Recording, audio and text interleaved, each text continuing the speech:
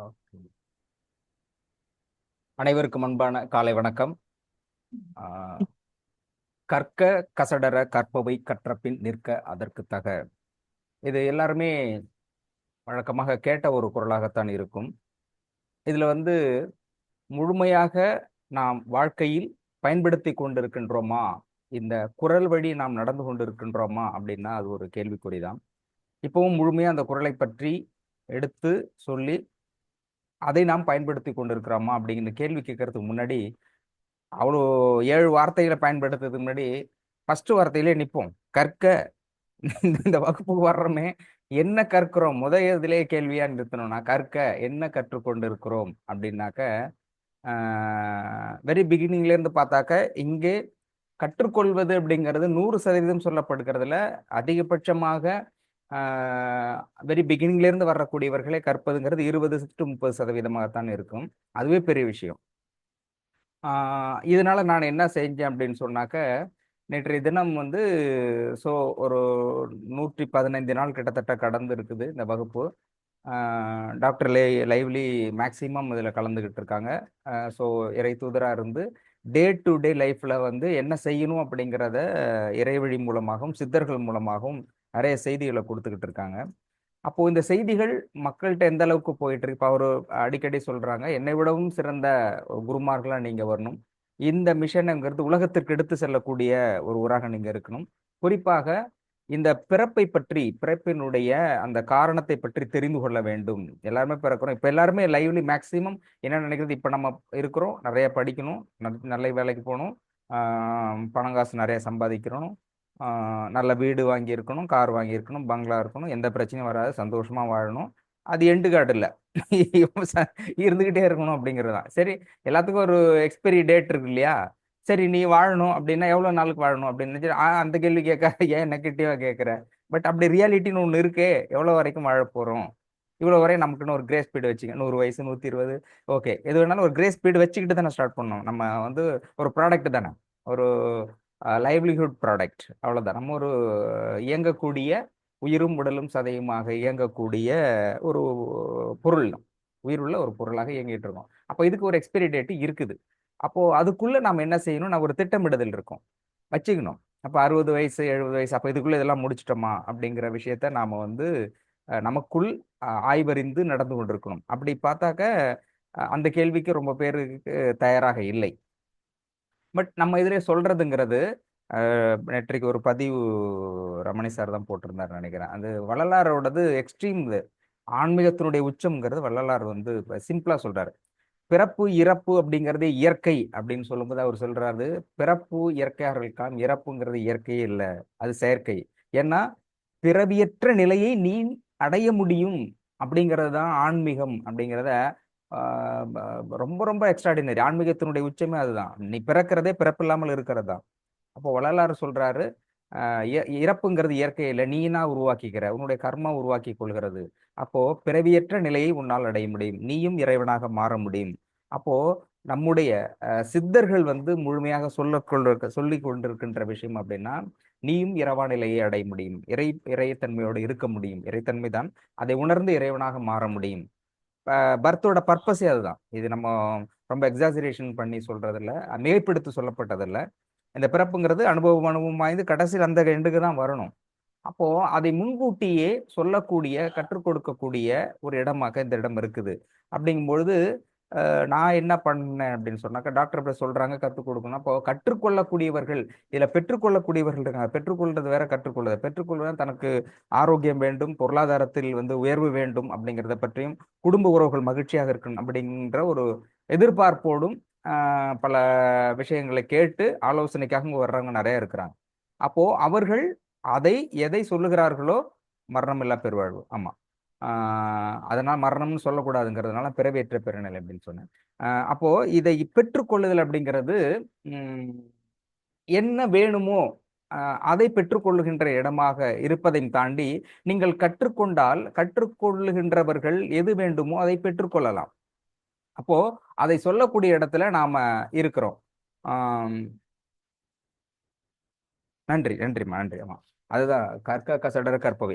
அந்த 7 வார்த்தைங்கிறதே அது 7 லோகம் மாதிரி, ஒன்னொண்ணுமே ஒரு ஒரு லோகம் மாதிரி. அதனால கற்க கசடர கற்பவை கற்பற்ற பின் நிற்காதற்கு தக, அந்த கற்கங்கிற முதல் வார்த்தையிலே நின்றுகிட்டு இருக்கோம் அப்படிங்கிறது தான் நான் சொன்னேன். அப்போ இந்த இடம் அப்படிங்கிறது கற்றுக் கொடுக்கக்கூடிய இடமா இருக்கு. உங்களுக்கு தேவையானதை நீங்கள் பெற்றுக்கொள்ளக்கூடிய இடமாகவும், அதை விடவும் அதை கற்றுக் கொடுக்கக்கூடிய இடமாகவும் இந்த இடம் இருக்குது. எதற்கு இது சொல்றேன்னா, நேற்றைய தினம் வந்து நம்ம குரூப்லயும் போட்டிருந்தேன். இதில் தொடர்ச்சியாக இந்த கிளாஸ்ல வெரி பிகினிங்ல இருந்து இருக்கக்கூடியவர்களும், அதை விடவும் இதில் முழு ஈடுபாட்டோடு, இப்ப டாக்டர் சொல்றாங்க இல்லையா, ஊழ்வினை நாம் செய்கின்றது நமக்கு வந்தே தீரும். What is so what you ரீப்.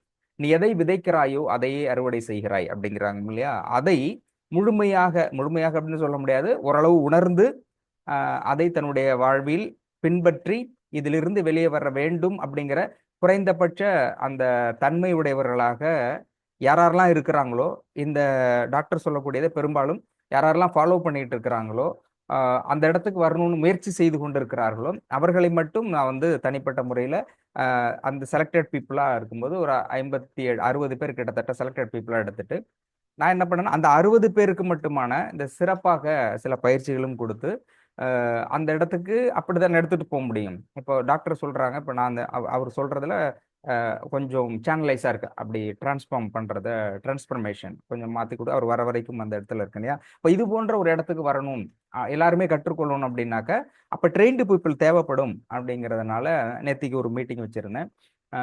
அதுல வந்து ஏறத்தாழ 28 30 பேர் கிட்டத்தட்ட கலந்துறாங்க. பாதி பத்தி சிலர் வந்து சூழல் காரணமாக கலந்த முடியல. வெளிநாடுகளில் இருப்பவர்களுக்கு நேரம் வந்து சரியான நேரத்தில் கலந்து கொள்ள முடியாத சூழல், சிலருக்கு பணிச்சுமையின் காரணமாக அந்த சண்டேங்கிறதுனால சில கமிட்மெண்ட் இருக்கிறதுனால கலந்து கொள்ள முடியவில்லை.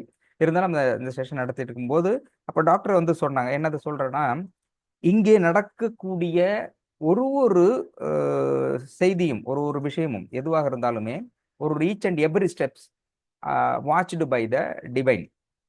அப்போ நான் அந்த மீட்டிங் முடிச்சுட்டு சார்ட்ட டிஸ்கஸ் பண்ணி இது மாதிரிலாம் சொல்லியிருக்கிறாங்க, இதெல்லாம் எதிர்பார்க்கக்கூடிய விஷயங்கள் இருக்குது, இது மாதிரிலாம் சொன்னால் அடுத்த கட்டத்துக்கு போயிட்டு இருக்கும்போது எல்லாத்துக்கும் பதில் சொன்னார். எல்லா கேள்விக்கும் யார் யார் என்னென்ன கேள்வி கேட்டாங்க அப்படிங்கிற எல்லா விஷயத்தையுமே ஷேர் பண்ண போது கடைசியில் அப்புறம் சொன்னார், டிவைன் வந்து சொல்லியிருக்கிறது என்னன்னு சொன்னாக்க, சித்தர்கள் வந்து நேற்றைய தினம் நடத்தப்பட்ட அந்த இதற்காக செலக்ட் பண்ண பீப்புளுக்காக நடத்தப்பட்ட அந்த கூட்டத்தில் வந்து அவங்க மகிழ்ச்சி அடைந்ததாகவும், இது சரியானது, அப்படிதான் இருக்கணும், ஏன்னா அடுத்த கட்டத்துக்கு எடுத்துட்டு போகிறது நம்ம தானத்தில் சிறந்த தானம் ஞான தானம்னு சொல்லிட்டு இருக்கோம் இல்லையா. தானம்ங்கிறத விட தர்மம், எந்த விட எதிர்பார்ப்பும் இல்லாமல் இந்த வேலை செஞ்சு கொண்டிருக்கிறவர்கள் அடுத்த கட்டத்துக்கு போகும்போது இது தேவை அப்படின்னு சொன்னவர். அப்புறம் திரும்ப என்ன டாக்டர் சொன்னாங்கன்னா, சித்தர்கள் நேர்த்தி கூட என்ன சொன்னாங்கன்னா, அதாவது இந்த இடத்தில் இப்போ லைவ்ல இருக்கிற கூடியவர்கள், அதை தாண்டி doctor Ilango Ayush hospital WhatsApp குரூப்பில் இருக்கக்கூடியவர்கள், அதை தாண்டி வீடியோவில் பார்க்கக்கூடியவர்கள், இப்படி ஒரு ஆயிரக்கணக்கானவர்கள் இதில்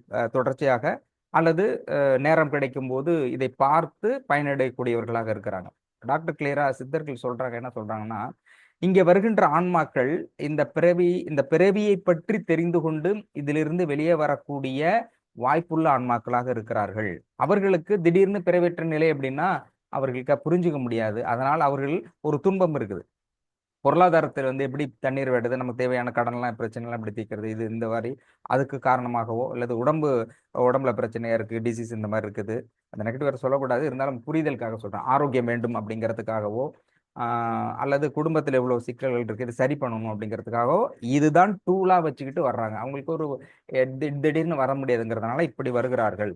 அப்படி வருகிறவர்களுக்கு அவர்களுக்கு தேவையானதை சரி செய்துவிட்டு அடுத்த கட்டமாக அவர்கள் இந்த பிறவேற்ற நிலை வருவதற்கான சிறந்த ஞானதான ஆன்மீக உண்மையான ஆன்மீக போதனையை கொடுக்க வேண்டும் அப்படிங்கிறதையும் அதுலயும் ரொம்ப ஸ்பெசிஃபிக்கா சொல்றாங்க. இது நான் சொல்லியிருந்தேன், சிலது தேவாரம் திருவாசகம் ஸ்பெசிஃபிக்கா பாடணும் அப்படிங்கறத சொல்லியிருந்தேன். அப்போ தேவாரம் திருவாசகம் நீங்க ஸ்பெசிஃபிக்கா பண்றீங்கன்னா ஒரு மதத்தை சார்ந்தவர்களுக்காக மட்டுமே போறதா இருக்கும். அதனால எல்லா மதங்களை சார்ந்தவர்களும் அவர்கள் விரும்பக்கூடிய ஆன்மீக கருத்துக்களையும் இதில் பதிவு செய்வதாகவும் இருக்க வேண்டும் அப்படின்னாங்க. நான் அதை அந்த இது அலோவ் பண்ணிட்டு தான் இருக்கோம். ஸோ அஸ் வெல் அஸ் இப்போ நம்ம காலையில் பாடுறோம் அப்படிங்கிறதாகவும் பேசுகின்றோம் அப்படிங்கிறதாலும் அதில் பைபிள் சார்ந்த விஷயங்களாக இருந்தட்டும், கிறிஸ்தவ மதத்தை சார்ந்த கருத்துக்களும் இடம்பெறலாம், இஸ்லாமிய மார்க்கத்தை சார்ந்த கருத்துக்களும் இடங்கலாம், ஆன்மீக கருத்துக்கள் எந்த மதமாக இருந்தாலும் அதை ஏற்றுக்கொள்ள நாம் தயாராக இருக்கின்றோம். இதை சொல்லிவிட்டு டாக்டர் திரும்ப என்ன சொன்னாங்கன்னா, டிவைன் என்ன சொல்லுதுன்னா, இங்கே வருகின்ற ஆன்மாக்கள் இப்போ லைவ்ல வர்றவங்க, அதை சார் சொன்ன மாதிரி ஃபர்ஸ்ட் ப்ரிஃபரபிள் பீப்புள், அந்த இடத்துக்கு ஃபர்ஸ்ட் நம்ம போயிட்டு அடுத்த கட்டத்துக்கு போகலாம் அப்படி என்கின்ற நிலையில் இருக்கக்கூடிய முதன்மை கட்ட ஆன்மாக்கள் அப்படிங்கிறவங்க லைவ்ல வாட்ஸ்அப் செகண்டரி தேர்ட் அப்படின்னு கேட்டகரியா இருக்காங்க. இவர்களும் நேற்றுக்கு நம்ம வந்து ஸ்பெஷலாக கொடுத்தோம் இல்லையா, டிஸ்கஸ் பண்ணோம் இல்லையா, இந்த வகுப்பில் இந்த மாதிரி ஸ்பெஷலாக கற்றுக்கொள்ளக்கூடிய தன்மையுடைய ஆன்மாக்கள் இங்கே இருக்கிறார்கள். அதனால நீங்க இதுக்குன்னு தனிப்பட்ட முறையில் வைக்க வேண்டாம். அதை வந்து டைரக்டா டாக்டர் இளங்கோ ஆயுஷ் ஹாஸ்பிட்டல்ல ஓப்பனாகவே குரூப்ல போடுங்க. அது எவ்வளோ டைமிங் எடுத்துக்கிட்டாலும் பரவாயில்ல. ஏன்னால் இங்கே கற்றுக் கொடுக்கக்கூடிய ஒவ்வொரு விஷயம் அதை அனைத்து ஆன்மாக்களும் அதை சொல்றாரு. ஏதோ சில ஆன்மாக்கள் இருக்கிறது, இந்த சரியான நேரத்தில் இதை கொடுத்துட்டோன்னா அதை அவர்கள் பெற்றுக்கொண்டு இந்த பிறவியற்ற நிலையை தாண்டி போவாங்க. அது வந்து இன்னும் பயங்கரமா நம்ம என்ன எந்த அளவுக்கு நடத்தி கொண்டிருக்கிறோமோ இதை விடவும் தாண்டி சிறப்பாக செய்யக்கூடியவர்களும் இதில் இருப்பார்கள். அதனால அவர்களுக்கு அந்த தூண்டுகோலா இருக்கணும். விளக்கேற்றி தூண்டுகோலா கொடுத்துட்டோன்னா மிக பிரகாசமாக இருப்பார்கள். அந்த விளக்கில் இருந்து ஆயிரக்கணக்கான லட்சக்கணக்கான ஒளி வெள்ளம் பெருகக்கூடிய வாய்ப்பு இருக்குது. அதனால அது மாதிரி இல்லாம இதை முழுமையாக பயன்படுத்துங்க அப்படின்னாங்க. ஸோ இந்த இந்த செய்தி அப்படிங்கிறது நான் டாக்டர்கிட்ட சொல்லி நான் தனிப்பட்ட முறையில் சிலருக்கு வந்து பயிற்சி கொடுத்து சிறப்பாக கொண்டு வந்தா அவர்களுக்கு நல்லா இருக்கும். அவர்கள் இந்த இதே பணி தான் செய்ய போறாங்க அப்படிங்கன்னு நான் நினைத்தது. ஆனால் இங்க நாங்க தனிப்பட்ட முறையில் செய்கின்ற இந்த விஷயத்தை கூட சித்தர் பெருமக்கள் கண்காணித்து கொண்டு அதுக்கான இது சரியாக இருக்குது, தப்பா இருக்கு, ஈச் அண்ட் எவ்வரி மொமெண்ட் ஒரு ஒரு ஸ்டெப்ஸ் சின்ன சின்ன விஷயங்களை கூட இப்படி செய்யறது சரி அப்படிங்கிறது. அப்போ இந்த இடங்கிறது என்னன்னா நம்மையும் அறியாமல் ஒரு தவறு செய்தாலும் கூட அது நல்ல விஷயம் தான், தவறுகள்னு இல்லை, இருந்தாலும் கூட ஒரு சின்ன ஒரு தவறாக இருக்கின்ற பொழுது கூட சித்தர்கள் நேரடியாக இருந்து அதை கண்காணித்து கொண்டு அதை வந்து வழி நடத்தி கொண்டிருக்கிறார்கள். அப்பதான் சொன்னார் 228 தேவதைகள் நிச்சயமா இருக்கிறதுங்கிறது. இந்த இடத்துல வந்து சிலது வந்து நம்ம சொல்றோமே டாக்டருக்கு கேட்குறதா இல்லையான்னு தெரியலையே, நடுவுல ஒரு ஆள் உட்காந்துக்கிட்டு ஆன்னு சொல்லிட்டு இவர் பாஸ் பண்றாரா இல்லையான்னு தெரியல, அவரு இங்க சொல்றாரான்னு தெரியலையே அப்படின்னு டவுட் இருக்கும் இல்லையா. அதுக்கு அவர் சொன்னார் அப்படி இல்லை, இங்க வந்துட்டு இப்போ என்கிட்ட ஃபோன்ல வந்து சொல்றீங்க, அட்லீஸ்ட் மெசேஜ்லயாவது உங்களுடைய செய்திகள் எனக்கு இது வேணும் அப்படின்னு வந்துட்டாலே ஆட்டோமேட்டிக்கா இங்க ரிஜிஸ்டர் ஆயிடும். அவர்கள் தேவதைகள் கண்காணிக்கக்கூடியவர்கள். இந்த இடங்கிறது இந்த ஃப்ரீக்வன்சில நீங்க உங்களுடைய தாட் என்ட்ரி ஆனாலே போதுமானது, ஆட்டோமேட்டிக்கா இருக்கும். சில நேரம் நான் பேசலைன்னா கூட பரவாயில்ல, மெசேஜா இருந்தா கூட, நான் படிக்கலைனாலும் கூட இந்த ஃப்ரீக்வன்சி இடத்துக்கு உங்களுடைய தாட் வந்துட்டாலே தே வில் பி ரிசீவ், அவங்க வந்துருவாங்க, அது போதும், அவங்க டேக் அப் பண்ணிக்குவாங்க அப்படின்னு சொல்லியிருந்தாங்க. அதுல வந்து நிறைய விஷயங்களை நம்ம செய்தி பரிமாறி கொண்டிருந்தோம். அதுல கூடுதல் தகவலா இன்னொரு விஷயம் என்னன்னா, நேற்று நிறைய விஷயங்கள் பரிமாறினாலும் கூட 2 மணி நேரம் கிட்டத்தட்ட அந்த வகுப்பு போயிட்டு இருந்த டிஸ்கஷன் மீட்டிங் போயிட்டு இருந்தனால முக்கியமான ஒரு விஷயத்த அப்பவும் பகிர்ந்து கொள்ள முடியல, நேரம் இல்லாதனால. அதுல நான் நினைச்சது என்னன்னா, எல்லாருமே சொல்லிட்டு இருக்காங்க இல்லையா, தியானம் மெடிடேஷன் வந்து கத்துக் கொடுங்க அப்படிங்கிறதும், அதை தாண்டி வந்து நான் எப்படி கிளியர், இப்போ டாக்டர் இருக்காங்க, நான் போன ஜென்மத்தில் எப்படி இருந்தேன், இவங்க வந்து இப்படிங்க எல்லாத்தையும் சொல்றாங்க, கிளியர் வாயின்ட்டு அகக்காட்சியாளர். அப்போ அந்த அகக்காட்சியாளர் அப்படிங்கிற இடத்துக்கு நான் வரணும்னா என்ன செய்யணும், நான் என்ன ப்ராக்டிஸ் பண்ணணும் அப்படிங்கிறது, உங்களுடைய தேவைகளையும் தாண்டி எதிர்பார்ப்பையும் தாண்டி சில விஷயங்கள் இருக்கு இல்லையா, அந்த இடத்துக்கு வரணும் அப்படின்னா என்ன செய்யலாம் அப்படிங்கிறதை கற்றுக் கொடுக்கக்கூடிய இடமா, சிம்பிளா சொல்லணும்னா தியானத்தை கற்றுக் கொடுக்கக்கூடியதாகவும், உங்களுடைய பழைய கர்மாக்களை கடிப்பதற்கு என்ன செய்ய வேண்டும் அப்படிங்கிறதையும் அதை விட கிளியர் வாயின்ட்டு நீங்கள் அடுத்த கட்டத்தில் அகக்காட்சியாளராக இருக்கவும், இன்னும் குறிப்பாக வெளிப்படையாக சொல்ல வேண்டும், you will also become a healer. நீங்கள் மற்றவர்களை குணப்படுத்தக்கூடிய சிகிச்சையாளராக மாற்றக்கூடிய அளவிற்கு வளரக்கூடியதற்கான வாய்ப்புகளும் அதற்கான பாடத்தையும் இந்த இடத்திலே போதிக்கக்கூடிய இடமாக இருக்கிறது. அந்த செலக்டட் பீப்புளா இருந்தாக்க மிகச்சிறப்பாக எடுத்துட்டு போக முடியும். அப்படிங்கிறதுனால தான் நேற்றைய தினம் 60 பேருக்கு மட்டுமே அழைப்பு விடுக்கப்பட்டு அவர்களுக்கான அந்த செய்தியாக இருந்து பாதி 50-50 வந்திருந்தாங்க. அதில் பெரும்பான்மையானவர்கள் நிறைய கருத்துக்களை வந்து பதிவு பண்ணிருந்தாங்க. அது வந்து அந்த கருத்துக்களை ஆல்ரெடி குரூப்ல போட்டிருந்தேன். அதில் ஷார்ட்டை டிஸ்கஸ் பண்ண முக்கியமான விஷயங்கள் நான் சொல்றேன். இன்னொரு விஷயம் அதில் வந்து ரொம்ப ரொம்ப முக்கியமானது இந்த ஹீலிங் இருக்கு இல்லையா, ஹீலிங்கிறது எப்படி நேற்று டாக்டர் சொன்னாங்க, இப்போ பொருளாதாரத்தில் வந்து ஒருத்தர் தனக்கு பணம் வேணும் அப்படின்னு சொல்றாங்களே நிறைய பேர், கிட்டத்தட்ட மேக்சிமம் பீப்புள் வந்து மோர் தென் 80% வந்து என்ன பண்றாங்கன்னா, எனக்கு வந்து நல்லவர்களாக இருக்கிறார்கள், ஆனாலும் கூட ஏதோ ஒரு சிக்கல்ல பொருளாதார பிரச்சனையிலிருந்து மீண்டே வர முடியாதுங்கிற இடத்துல நிக்கிறாங்க. அந்த இடத்துல மீண்டே வர முடியாது. அப்போ இங்க இருந்தவங்க டாக்டர் வந்து கடன் கொடுக்கல, பேங்க்குக்கு வந்து ரெக்கமெண்ட் பண்ணல, வேற எதுவுமே பண்ணல, பட் சிம்பிளா சரி நான் சொல்றேன் அந்த மட்டும் சொல்லிட்டு இருக்காரு. அப்ப என்ன நடக்குதுங்கிற விஷயத்த நேற்று சொல்லியிருந்தாரு, இப்படி உள்வாங்கினீங்க அப்படின்னு தெரியல. அப்போ இங்க நடக்கக்கூடிய விஷயம், நீங்க ஒருத்தர் எல்லாருமே யாருமே சும்மா இல்லை, நிச்சயம் ஒரு வேலையை செஞ்சுக்கிட்டு இருக்கிறாங்க, அதுல எப்படி செய்யறாங்கிறது வேறுபாடு. ஆனாலும் கூட பிரச்சனைன்னு வரும்போது இன்னும் கூடுதலாக உழைக்க தயாராக இருக்கிறார்கள். அப்படி உழைக்க தயாராக இருந்து உழைத்துக் கொண்டிருக்கின்ற பொழுதும் கூட அவர்களின் உழைப்பிற்கேற்ற ஊதியம் அவர்களுக்கு கிடைக்கவில்லை. அப்ப ரொம்ப கஷ்டப்படுறாங்க. உழைப்பிற்கேற்ற ஊதியம் அந்த இடத்துல கிடைக்கல. அதனால கடன் வாங்குறாங்க. அந்த கடனுக்கு வட்டி கட்டுறது முதல்ல வட்டியிலிருந்து வெளியில வர முடியல. கடனும் வட்டியிலிருந்து வெளிவர முடியாத சூழலில் அ அ அதாவது எஸ்ட்ரீம் லெவலுக்கு போயிடுறாங்க. இப்ப இது தாண்டி போயிட முடியுமா? அந்த மாரி ஒரு சூழல். அப்போ நேத்து டாக்டர் சொன்னாரு, "அப்போ இங்க என்ன பண்ணிட்டு இருக்கிறாங்க? அப்போ ஒண்ணும் கடனும் குடுக்கல, ஆள் ரெக்கமெண்டேஷனும் பண்ணல. அப்ப இங்க என்ன நடக்குது? எப்படி நாங்க வந்து கடன்ல இருந்து மீண்டு வர முடியும்?" எதுவுமே சொல்லலையேங்கும்போது, அப்ப நேற்றைக்கு சொன்ன விஷயம் தான். நீங்கள் ஒரு விஷயம் செய்கிறீங்க அப்படின்னா, உங்களுக்கு தேவையானது கிடைக்கலன்னா, கிடைக்காமல் இருப்பதற்கு தடையாக இருப்பது உங்களுடைய பூர்வ ஜென்ம கர்மா மட்டும் தான். இது தெளிவான விஷயம். ஏற்றுக்கொண்டாலும், ஏற்றுக்கொள்ளாவிட்டாலும் இதுதான் அடிப்படையான எதார்த்தமான உண்மை. எந்த அந்த 3 கேட்டகரி நம்ம அடிக்கடி சொல்லுவோம் இல்லையா? அந்த இதுல உங்களுக்கு பிரச்சனை அப்படின்னாலும் அதுக்கு காரணம் அந்த இடத்துல நெகட்டிவ் கர்மா தான். அந்த கர்மா எங்கே பதிவு செய்யப்பட்டிருக்கிறதுனா டிஎன்ஏல இருக்கு. உங்களுடைய பூர்வ ஜென்ம இதுல டிஎன்ஏ இருக்கு. அப்போ நீங்கள் ஒரு விஷயம் அந்த உங்க கூடவே தான் வருகிறது. இப்போ சப்போஸ் சிம்பிளா சொல்லணும்னா, யாராவது ஒருத்தர்ட்ட ஒரு 5,00,000 பணம் கேட்டிருப்போம். சரி கடன் கொடு. சரி சார் வாங்க நாளைக்கு வாங்கம்பாங்க. 10 மணிக்கு நம்ம போறோம். 8 மணிக்கே போயிடும். வாங்குறப்ப கொஞ்சம் ஃபாஸ்ட்டா தானே இருப்போம். 8 மணிக்கு போனோம்னா, 8 மணிக்கு 10 மணிக்கு குடுக்கும்போது அப்புறம் சொல்லுவாரு, குடுக்கலான்ட்டு இருந்தேன். அப்புறம் தெரியல நான் அப்புறம் பார்த்துக்கலான்னுவாங்க. குடுக்கலான்னு அவரே சொன்னாலும் கூட, அந்த இடத்துக்கு போம்போது, ஆ ஃபிராக்சர் சப்மிட் நாளைக்கு பார்ப்போம். நாளைக்குன்னா அவ்வளோதான் அது. அந்த மாரி தள்ளி போகக்கூடிய சூழல் நெறைய பேருக்கு இருக்கும். ஏன் அப்படி அந்த இடத்துல குடுக்கணும்னு அவரு விருப்பப்படுறாரு. உறுதி கன்ஃபார்ம் பண்ணிட்டு கூப்பிடுறாரு. ஆனாலும் கூட குடுக்கல அப்படின்னாக்க, அந்த இடத்துல தான் அந்த நெகட்டிவ் எனர்ஜி வேலை பாக்குது. ஸோ நம்மளுடைய எனர்ஜிங்கிறது அவர் போறதுக்கு முன்னாடி, அவர்ட்ட பேச முன்னாடி கிடைக்கின்ற பொழுது தடை செய்கிறது இல்லையா? அது நெகட்டிவ் எனர்ஜி தான். So 95% invisible force control the visible force. நம்மை கட்டுப்படுத்தக்கூடியது அதுதான். அப்போ அதை சரி செய்யணும் அப்படின்னாக்க, அப்ப நம்ம டிஎன்ஏவில் இருக்கக்கூடிய அந்த நெகட்டிவ் நீங்க கிளென்சிங் பண்ணாங்கன்னா, அதை சரி செய்தால் ஆட்டோமேட்டிக்காக அது பாசிட்டிவா நடக்கும். அதனால தான் இப்ப நீங்க டாக்டர் நேரடியா பேசுறாரோ, இல்ல பேசலையோ, உங்களுக்கான ஹீலிங் குடுத்துக்கிட்டு இருக்காங்க. இந்த மெடிசினோ அல்லது கிறிஸ்டலோ குடுக்குறாங்களோ இல்லையோ, அதற்கு முன்பாக இங்க இருக்கிற தேவதைகள் நமக்கு செய்து கொண்டிருக்கிறது, அந்த நெகட்டிவ் என்னமா கிளென்சிங் தான் நடக்கும். அந்த கிளென்சிங் சரியாக நடத்தப்படுகின்ற பொழுது, டாக்டரே சொல்ல தேவையில்ல, வேற யாருமே தேவையில்ல. ஆட்டோமேட்டிக்கா உங்களுக்கு தேவையானது வரும். அவங்களே கேட்பாங்க. எப்படி கேட்பாங்கன்னா, அவங்களே சொல்லுவாங்க. இந்த மாரி பிரச்சனை இருந்தது. சரி பணம் வேணுமா? ஆனா கரெக்ட்டா குடுத்துருவியா? அப்படிங்கிறது அதுக்கு அஷ்யூரன்ஸ் கொஞ்சம் எதிர்பார்ப்பாங்க. எங்க எஸ்கேப் ஆயிட்டா என்ன பண்றதுங்கிறதுனால, பொருளாதார ரீதியாக இப்படி இருப்பாங்க. நோய் சார்ந்த விஷயங்களும் நம்ம அப்படிதான். இந்த இடத்துல கான்ஃபிடென்ட்டா வர்றவங்க நிச்சயமாக பரிபூரண குணமடையும்.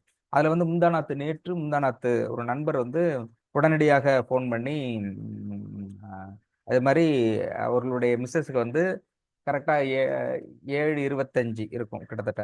7:25 ஃபோன் பண்ணி 7:20 ஃபோன் பண்ணி இரவு 7 சார் இது மாரி ரொம்ப கடுமையான ஜுரம். பயங்கரமான ஃபீவரா இருக்காங்க. ஹீலிங் குடுக்க முடியுமா? அப்டின்னா டாக்டர்ட்ட கேட்டேன். டாக்டர் வேற ஒரு ப்ரோகிராம்ல இருந்தாங்க. சரி நீங்க குடுங்க. நான் வந்து நானும் குடுத்துர்றேன் அப்டின்னு சொன்னாங்க. சரின்ட்டு அவர்ட்ட சொன்னேன். ஒரு 1/2 அன் ஹவர் வந்து அ 1/2 அன் ஹவர் கான்சன்ட்ரேஷன் இது எல்லாருமே ஃபாலோ பண்ணலாம். அது எப்படிங்கிற மாரி நீங்க வந்து இப்போதைக்கு ஹீலிங் குடுக்காதீங்க. உங்களுக்கு நெகட்டிவ் எனர்ஜி வரும். ஆ எடுக்கும் பொழுது. ஆனால் இது அடிப்படை இந்த மாதிரியான விஷயங்கள் இப்படி தான் ஹீலிங் அது டாக்டர்ட்ட கேட்ட பிறகு அது சேனலைஸ் பண்ணலாம்.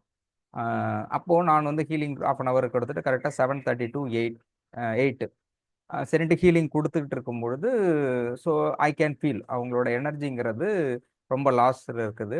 நெறைய சில விஷயங்கள் தெரியும். ஆ இது வந்து ரொம்ப மோஸ்ட்லி நெகட்டிவ் இருக்கு. இத தாண்டி சில பிரச்சனைகளும் இருக்குன்னு தெரியும். அத நம்ம சொல்ல முடியாது இல்லையா? பட் அவங்களுக்கு தேவையான கேட்டது அந்த ஃபீவர் கியூர் ஆவணும். அப்படிங்கும்போது 8:10 8லேருந்து 8:10 வரைக்கும் அ அந்த இத கம்ப்ளீட் பண்ணிட்டு, அதன் பிறகு அவருக்கு நான் ஃபோன் அடிக்கிறேன். ஃபோன் அடிக்கும்போது அவரு உடனே என்ன சொன்னாருன்னா, 8:05க்கு நான் வெயிட் பண்ணேங்க சார். ரொம்ப கான்ஃபிடென்ட்டா இருந்தேன். சரியாகும்ன்னு பார்த்தேன். சரியாவே ஆவல. ரொம்ப பயந்துட்டாங்க. நானும் பயந்துட்டேன். 8:05க்கு அவங்க வாமிட் வந்துருச்சு. உடனே டாக்டர்ட்ட கூட்டிட்டு கிளம்பிட்டேன் அப்டின்னாரு. சரி ஓகே. நம்ம மேல பிரச்சனை வராம உங்களுக்கு ஃபோன் பண்ணதுனால தான் வாந்தி வந்ததுன்னு சொல்லாம விட்டாய்ங்களே. சரி ஹாஸ்பிட்டலாவது போகட்டும் அப்டின்ட்டு விட்டு அப்புறம் டாக்டர்ட்ட கேட்டேன். இந்த மாரி பண்ணோனே அப்ப சொன்னாரு, "அது நீ ஹீலிங் குடுத்தது கரெக்ட் தான்." ஏன்னா, ஹீலிங் குடுக்கும்பொழுது பேசிக் ஒர்க் இருக்கு இல்லையா? பேசிக் நெகட்டிவிட்டிக்கு தான் கிளென்சிங் ஆகும். எனர்ஜி டூ கிளென்சிங் பண்ணும். அப்போ எனர்ஜி கிளென்சிங் ஆகுதுன்னா, அங்க இருக்கக்கூடிய உடலில் இருக்கும் இந்த நெகட்டிவ் எனர்ஜிய வெளியில கொண்டு வரதுல ஃபர்ஸ்ட்டு அந்த வாமிட்டிங் சென்ஸ். உடலுக்கு ஒற்றுக்கொள்ளாத, உபாதையாக இருக்கக்கூடிய, செரிக்காத அல்லது இந்த நெறைய காரணம் உங்களுக்கு இருக்கு. அதுல முக்கியமா வாமிட்டிங் வெளில வந்துருச்சுன்னா, வாமிட்டிங் எப்ப யாருக்கு வந்தாலும் ஃபர்ஸ்ட்டு நார்மலா வாமிட்டிங் இருந்ததுன்னா, ஆ உடலுக்கு தேவையான ஒன்று குடல்ல இருக்குது. அதுதான் வெளியேற்றப்படுகிறது. வெளியேற்றினாலே சரியாயிடும். அப்போ அது கரெக்டான ப்ராசஸ். இன்னும் ஒரு 10 நிமிஷம் வெயிட் பண்ணியிருந்தாங்கன்னா ஆட்டோமேட்டிக்காக ஃபீவரே குறைஞ்சிருக்கும் அப்படின்னாங்க. ரைட், அது நம்ம சொல்ல முடியாது இல்லையா. அது இன்னும் சிலருக்கு பேர் அது மாதிரி கொடுத்துருக்கு, சிலருக்கு பேதி ஆயிருக்கு. பேதி ஆனோன்னு அவங்கள்ட்ட என்ன சார் நல்லா ஆகணும்னு பார்த்தா இது போய் அது வந்துருச்சு, பேதி ஆகிட்டு இருக்கு அப்படின்னா, அதனால தான் நான் யாருக்குமே சொல்றது இல்லை, நம்ம கீழே கொடுக்குறோமா இல்லையான்னு சொல்றது. சரியா உங்களுக்கு சரியாயிடணும் மட்டும் சொல்றது. ஏன்னா வேற ஏதாவது ரியாக்டர் நிச்சயம் நெகட்டிவா எதுவும் நடக்காது. ஒருவேளை அப்படி இருக்கிறதா இருந்தால், நெகட்டிவ் மாதிரி தோன்றினால், அது என்னன்னா கிளென்சிங் ஒர்க்காக தான் இருக்கும். ரொம்ப சீரியஸ் கண்டிஷன்லாம் போகாது. இந்த மாதிரி பொண்ணு மயக்கம்ங்கிறது ரொம்ப அன்கான்சியஸ்க்குலாம் போகாது. கிரிட்னஸ் இருக்குன்னா கிளென்சிங் ஒர்க்கு உடல் என்ன சொல்றதுன்னா உங்களை வந்து அந்த ஒரு நார்மல் மோடுக்கு இருக்கணும். அப்போ அந்த எனர்ஜி வந்து ரியாக்ட் ஆகும், வேலை நடக்கும் இல்லையா. உடம்புல அதான் 95% இப்படிதான் நடக்கிறது. மன ரீதியாகவும் உடலிலும் நடக்கக்கூடிய விஷயங்கள் எனர்ஜிங்கிறது உடலில் அப்படிதான் நடந்து கொண்டிருக்கிறது. அதுதான் நம்ம இயக்குகிறது. ஆனா நம்ம இந்த 5% தான் சாலிடா இருக்குது, இதுதான் நம்ம இயக்குறது அப்படின்னு நினைச்சிட்டு இருக்கோம். இது கிடையாது. அந்த 95%, அந்த 95%ங்கிறது எனர்ஜி தான். அந்த எனர்ஜி தான் நம்ம இயக்குகிறது. அப்போ நம்ம இங்க இங்க ஒரு விஷயம் கொடுக்குறோம், எனர்ஜி நம்ம கொடுக்குறோம்னா அது கிளென்சிங் ஆகி அடுத்த கட்டத்துக்கு நகர்வுக்கு எடுத்து செல்கிறது. அது சிலருக்கு பண்ணுவோம். அப்போ நீங்க பெரிய ஹீலரானா அப்படிலாம் ஒன்றும் கிடையாது.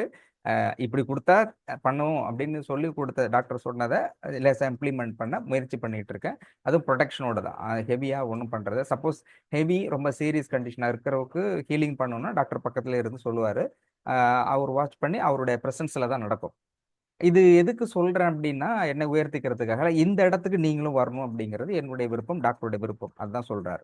இப்ப நீங்க உங்களுக்கு தேவையான அ பொருளாதாரம், திரும்பவும் சொல்ற மாரி ஆரோக்கியம், அடுத்து குடும்ப உறவுகள், இதுக்காக தான் வந்திருக்கீங்க. அது நிச்சயம் நிறைவேற்றப்படும். அந்த மகிழ்ச்சியான இடத்தை நோக்கி நகர்த்தப்படும். அதை தாண்டி நீங்கள் பெற்றுக்கொள்ளும் you are also become a healer. நீங்கள் உங்களுக்கு வரக்கூடிய எதிர்காலத்தில் வரக்கூடிய அதான் நேத்திக்கு சொல்லியிருந்தாரு. இன்னும் இப்போ ஒரு குழந்தைங்க இருக்குன்னா அது கல்யாணம் ஆகணும் அப்படின்னா, தன்னுடைய பொண்ணோ அல்லது பையனுக்கோ திருமணம் நல்ல இடத்துல நடக்கணும்னா நீங்க இன்னைக்கே அதுக்கான ஹீலிங்கை கொடுக்கலாம். அதுக்கான தாட் ப்ராசஸை இப்பயே போடலாம். இப்போ போட்டுட்டு இப்போ என்னோட ஒரு பொண்ணு இருக்காங்க, 10 வயசுல இருக்கு. ஒரு 23 வயசுல அதுக்கு மேரேஜ் ஆகணும்னா 23 வயசுல என்னுடைய மகளுக்கு திருமணம் நடப்பதற்கு அங்கே அவருக்கு வரக்கூடிய மணமகன் நல்ல குணமுடையவனாகவும் ஆரோக்கியமுடையவர்களாகவும் நல்ல பண்பு உள்ளவராகவும் நல்ல சம்பாதிக்கக்கூடியவர்களாகவும் இப்படி வந்து பிரேயர் வச்சிங்கன்னா இது வந்து கேட்கப்படும். இது நடக்கும். இப்ப இருந்து ஸ்டார்ட் ஆகும். அப்ப டெய்லி சொல்லணுங்கிற அவசியம் இல்லை.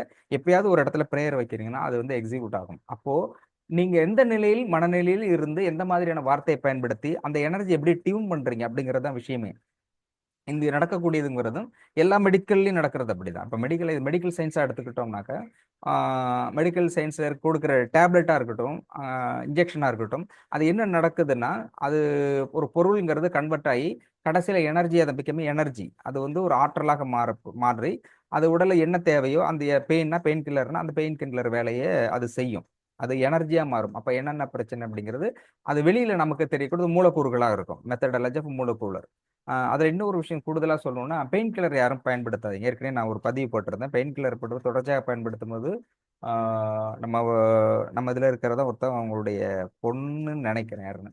அவங்களுக்கு வந்து ரொம்ப முடியல, காலில் வலி இருக்குது அப்படிங்கிறதுக்காக பெயின் கில்லர் போட்டிருந்தாங்க. தொடர்ச்சியாக போடக்கூடியவங்க பெயின் கில்லர் போட்டு ஹாஸ்பிட்டல் போகும்போது ஹார்ட் அட்டாக். அவங்க டாக்டர் சொன்னாங்க due to the pain killer dosage அதிகமாக இருந்தனால அவங்க இறந்து போயிட்டதா சொல்லியிருக்காங்க. அதனால தான் நம்ம சொல்றது பெயின் கில்லர் வந்து டெம்பரவரி ரெமெடி. ஹைப்போதாலமஸுக்கு அந்த பெயினை எடுத்து செல்லக்கூடிய அந்த நர்வ் சிஸ்டத்தை வந்து கண்ட்ரோல் பண்ணுறது தான் பெயின் கில்லர் பண்ணும். ஆனால் அது அப்போ போட்ட உடனே அப்பா சரியாயிடுச்சு, இது போட்டதுக்கு அப்புறம் தான் நான் மீதியாக இருக்கேன் அப்படின்னு நினச்சிட்டு இருக்கீங்க. அது வேற ரூட் கிராஸில் இதை விட பயங்கரமாக கொண்டு வரும். அப்போ சிலசாக பொறுமையாக இருங்க. இந்த மாதிரி பெயின் கில்லருக்கு சில இதுக்கெல்லாம் டாக்டர்ஸ் கிட்ட கேட்டாக்க சில மெடிசன்ஸ் அந்த இதுக்குள்ள எமர்ஜென்சி பில்ஸ் எமர்ஜென்சி இதுக்கு பயன்படுத்தாதீங்க. பட் சில விஷயங்கள் இருக்கு. அந்த எனர்ஜி இருக்கு இல்லையா, நம்ம இப்போ ஹீலிங் மெத்தட் இருக்கு இல்லையா, இதை டெய்லி வந்து ப்ரேயர்ல வைக்கும்பொழுது ப்ரேயர் வைத்த பிறகு இந்த மெத்தடை நீங்க ஃபாலோ பண்ணிக்கிங்க. உங்களை நீங்களே கிளென்சிங் பண்ண முடியும். உங்களுக்கு அடிப்படையில் இருக்கு இல்லையா, முதலில் ஃபர்ஸ்ட் பெனிஃபிட் என்னன்னா நீங்கள் ஆரோக்கியமாக இருக்க முடியும். மற்றெல்லாம் ரெண்டாவது.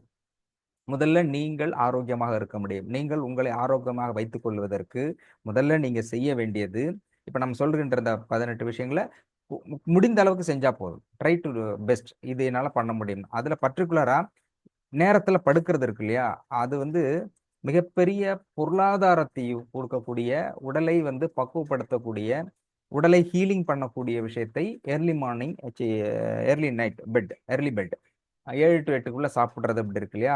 இப்ப சாப்பிடும்பொழுது என்ன நடக்குன்னா, குறைந்தபட்சம் முழுமையாக செரித்தல் அப்படிங்கிறது 4 மணி நேரம். ஆவரேஜா வச்சுக்கிறது 3 to 4 மணி நேரம். அப்போ 2 மணி நேரம் அட்லீஸ்ட் 7 மணிக்கு நீங்க சாப்பிட்டீங்கன்னா 8, 9. 9 மணிக்கு ஏறத்தாழ லிக்விட் பேட்டர்னுக்கு வந்துரும். அப்ப நீங்க படுத்துட்டீங்கன்னா, அதன் பிறகு 7, 8, 9, 9 மணிக்கு செரித்து முடிந்துவிடும். யாருக்காவது ரொம்ப முடியல, டிசீஸ் ப்ராப்ளம் ஜாஸ்தி ஏதாவது இருக்குது, பெயின் இருக்குது, ஏதாவது ஒரு உடல் சார்ந்த பிரச்சனை யாருக்காவது இருக்குது அப்படின்னாக்க, வலிங்கிறது டாக்டர்கிட்ட போய் மருந்து சாப்பிட்டேன் அப்படின்னு மைண்டுக்கு சொன்னாதான் சரியாகிற ஃபீலிங்ல இருக்க யாரா இருந்தாலும், எந்த நோய் சார்ந்தவர்களாக இருந்தாலும் இதை ட்ரை பண்ணுங்க. பிகாஸ் ஆஃப் உடல் தன்னைத்தானே குணப்படுத்தி கொள்ளும் அப்படிங்கிற சிகிச்சை வந்து உண்மை. அதைத்தான் சித்தர்கள் சொல்றாங்க. நேரத்தில் படு அப்படிங்கிறதுக்கான பேசிக் என்ன அப்படின்னு கேட்டாக்க, இப்போ 7 மணிக்கு நீங்க சாப்பிட்றீங்க. யாராவது உடல் எனக்கு வலி இருக்குது, இந்த பிரச்சனை இருக்குது, ஏதோ ஒரு ப்ராப்ளம் இருக்குது, உடல் நோய் மற்றதில் விடுங்க, எல்லாத்துக்குமே அது இம்ப்ளிமெண்ட் ஆகும். சாப்பிட்ற சாப்பாடும் சாப்பிடுகின்ற முறையும் பொருளாதாரத்தையும் தீர்மானிக்கிறது. என்னென்ன சாப்பாட்டுக்கு அதுதான் வந்து நம்ம ஏற்கனவே சொன்ன ஃப்ரீக்வன்சி பேஸ்டு. அப்போ என்னென்ன இதுக்கு என்னென்ன ஃப்ரீக்வன்சி இப்போ சாதாரணமாக எடுத்துக்கிட்டோம்னா ரெட் இப்போ கேன்சர் இருக்கு. அந்த அந்த கேன்சருக்கு ஒரு ஃப்ரீக்வன்சி இருக்கு. அந்த ஃப்ரீக்வன்சி இருக்கிறதுல அந்த அதுதான் வந்து கீமோதெரப்பி கொடுக்குறாங்க. அந்த அந்த ஃப்ரீக்வன்சி கொடுக்கும்போது தான் அதை வந்து கில் பண்ணுது. மெடிசனும் இருக்கு. அப்போ அந்த ஃப்ரீக்வன்சி இருக்கு இல்லையா, 118 தனிமங்கள் இருக்கு. அப்போ ஒரு ஒரு ஃப்ரீக்வன்சிக்கும் ஒரு ஒரு கலர் இருக்கு. நீங்க சாதாரணமா எடுத்துக்கிட்டீங்கன்னா, இந்தந்த டிசீஸ் அப்படின்னாக்க, அந்தந்த டிசீஸுக்கு சிலர் சொல்லுவாங்க, இந்தந்த பழம்லாம் சாப்பிடுங்க கீழன்னு. அந்த பழத்தை பார்த்தீங்கன்னா, அந்த டிசீஸுக்கு இணையான கலர் இருக்கும். இப்ப சிகப்பு கலர் பழம், மஞ்சள் கலர் பழம், பச்சை கலர் பழம் இந்த மாதிரி இருக்கு இல்லையா? பச்சை கலர் காய், இந்த மாதிரியான விஷயங்கள் இருக்கு இல்லையா? இது அந்த ஃப்ரீக்வன்சியோட தொடர்புடையதாக இருக்கும். ஃப்ரீக்வன்சியோட தொடர்புடையக்கும். இப்போ மூலாதார சக்கரை அப்படின்னா ரெட் கலர். ரெட் கலருக்கு என்னென்ன இருக்கோ அந்த மாதிரியான பழங்கள் கொடுப்பாங்க. அப்போ டிசீஸ்க்கு இந்த டிசீஸ் இந்த அப்போ இன்னொரு விஷயம் என்னன்னா, இந்த ஃப்ரீக்வன்சியில் இந்த கலர் உள்ள பழங்கள் அதுல அந்த ஃப்ரீக்வன்சி அதிகமா இருக்கும். அந்த ஃப்ரீக்வன்சி அதுல குடுக்கின்ற பொழுது, அதை வந்து சரி செய்யக்கூடியதாக இருக்கும். அதனாலதான் உணவே மருந்து, மருந்தே உணர்வு. அது இருக்கக்குள்ள ஃப்ரீக்வன்சி மெத்தடுங்கிறது இதுதான். இதுல இருக்க ஃப்ரீக்வன்சி இது இப்படி ஃபாலோ ஆகும். அதே மாதிரி அப்ப சிலருக்கு வந்து நம்ம இதுல இப்போ ஆஸ்பத்திரி எல்லாமே வெள்ளை கலர்ல மருந்து குடுக்குறாங்க. அது என்ன நடக்கும்? இது வந்து கலர் கலரா இருக்கு. சிலர் எல்லாமே வெள்ளை கலராவே இருக்குதே. அப்ப அது எப்படி சரி பண்ணும் அப்படின்னா, நமக்கு வெளியில இருக்கிறது தான் வெள்ளை கலர். உள்ள இருக்கிறத விட அதோட ஃப்ரீக்வன்சி அப்படிங்கிறது வேற. இப்போ ஓரளவுக்கு கெமிஸ்ட்ரி பேஸ்ல இருந்தா தெரியும். இல்லைன்னா நீங்க எந்த ஒரு மெடிசன் எடுத்துட்டாலும் அல்லது எந்த ஒரு பொருள் எடுத்தாலும் அதோட இன்கிரியன்ட் பார்த்தீங்கன்னா அதில் போட்டிருப்பாங்க. இதில் sodium sodium potassium magnesium bicarbonate அந்த மாதிரி இதெல்லாம் நிறைய போட்டிருப்பாங்க. அப்போ அந்த சோடியம்னா சோடியத்துக்கான ஒரு ஃப்ரீக்குவன்சி, அந்த சோடியத்துக்கான ஒரு கலர் இருக்கும். அதே மாதிரி பொட்டாசியம் மேக்னீசியம் ஃபெர்ரம் அந்த மாதிரி துத்தநாகம் இந்த மாதிரி நிறைய இருக்கு இல்லையா? 118 தனிமங்களோட ஃப்ரீக்குவன்சின்னு ஒன்று இருக்கும். அந்த ஃப்ரீக்குவன்சிக்குன்னு ஒரு கலர் இருக்கும். பட் வெளியில கோட்டுங்கிறது வெள்ளை கலரா இருக்கும். ஆனால் உள்ள இருக்கிறது அதுதான். அப்போ ரியல் கலர் அப்படிங்கிறது அந்த ஃப்ரீக்குவன்சியோட கலர். அந்த மெக்னீஷியம்னா மெக்னீஷியோட கலர். அந்த மெக்னீஷியத்தோட கலரோட என்ன கலர் இருக்கோ அந்த ஃப்ரீக்வன்சியை அந்த உடலில் இருக்க நம் உடலில் இருக்கக்கூடிய 7 சக்கரா 9 சக்கரா ஆக்சுவலி 7 சக்கரா சொல்லுவாங்க. தலைக்கு மேலும் காலுக்கு கீழே இருக்கிறது மொத்தம் 9 சக்கரா.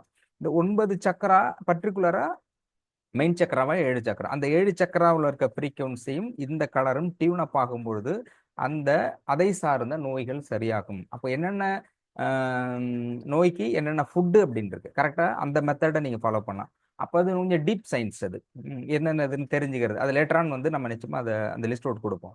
என்னென்ன ஃபுட்டில் என்னென்ன ஃப்ரீக்வன்சி இருக்கு அட்லீஸ்ட் நீங்களே கூட பார்க்கலாம்.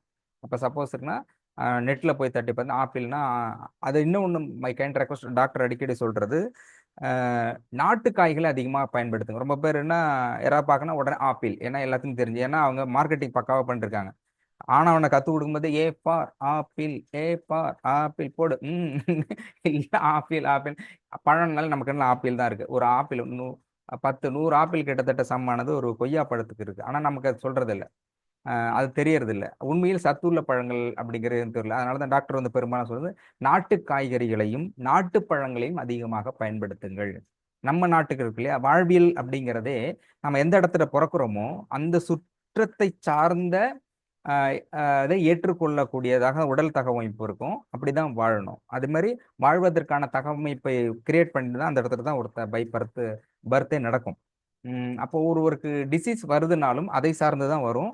கியூரபிள்ங்கிறதாலும் அங்கிருந்து தான் அது கிடைக்கும். ரெண்டுமே அதுதான். இப்போ ஒரு தாய் இருக்காங்கன்னா 10 மாத குழந்தை இருக்குன்னா இந்த குழந்தை பிறக்கிறதுக்கு முன்னாடி ஃபீடிங் ரெடியாக இருந்து தான் அந்த குழந்தை பிறக்குது. அப்போ ஆல்ரெடி ப்ரீ பிளான்ட். அப்படிதான் இறை சக்தி நம்மளை படைக்குது. அதே மாதிரி தான் பிறக்கின்ற இடமும் தாயினுடைய கருவறையில் எப்படி 10 மாதம் இருந்து பிறக்கின்றோமோ அதுக்கு சமமானதான் பிறக்கின்ற இடம். இடம் ரொம்ப ரொம்ப முக்கியம். அதனால தான் கால்குலேஷனில் போடும்போது எந்த இடத்துல பிறந்தீங்க அப்படின்னு கேட்குறாங்க. இடம் ரொம்ப முக்கியமானது. ஆனால் இப்போ இங்கே பிறக்கிறோம், ஆனால் ஃபாரினில் போய் தங்குறோம் அப்படின்னா, அது ஏன் ஃபாரினுக்கு போகிறாங்க? நம்ம ரொம்ப பேர் ஃபாரினில் போனால் நிறைய ஏர்ன் பண்ண முடியும், கொஞ்சம் நல்ல சொபிசிகேட்டடாக இருக்க முடியும், அவர் நினைத்ததை விரும்ப முடியும். அப்போ ஃபாரினில் இருக்கவும் அப்படிங்கிறது தனிப்பட்ட முறையில் கௌரவமானதும் கூட அப்படின்னு இருக்கும். இப்போ ஃபாரினில் போகிறது சரியா தப்பா அப்படி லேட்டராக நான் அதை சொல்லுவோம். அது அது நிறைய உண்மைகள் இருக்குது. ஆனாலும் கூட எண்ட் போர்ஷனாக ஒரு விஷயம் சொல்லுவோம் இல்லையா? இப்போ ஃபாரின்ல இருக்கிறதையும் தாண்டி பேசிக்காக சித்தர்கள் சொல்றது, நீ பிறந்த இடம் என்பது முக்கியம். அதை சார்ந்த 25 கிலோமீட்டர்ஸில் உங்களுக்கு தேவையானது எல்லாமே இருக்கும், கண்டிப்பாக இருக்கும்.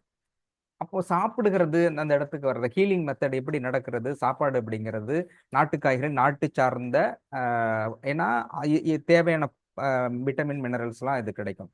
அப்போ அது எப்படி ஹீலிங் ஆகுறது அப்படிங்கிற பற்றியும் நேற்றைய தினம் எப்படி டிஸ்கஸ் பண்ணோம் அப்படிங்கிறத பற்றியும் தொடர்ந்து பேசலாம். சீஃப் டாக்டர் வந்துட்டாங்க, வகுப்பு தொடரும்.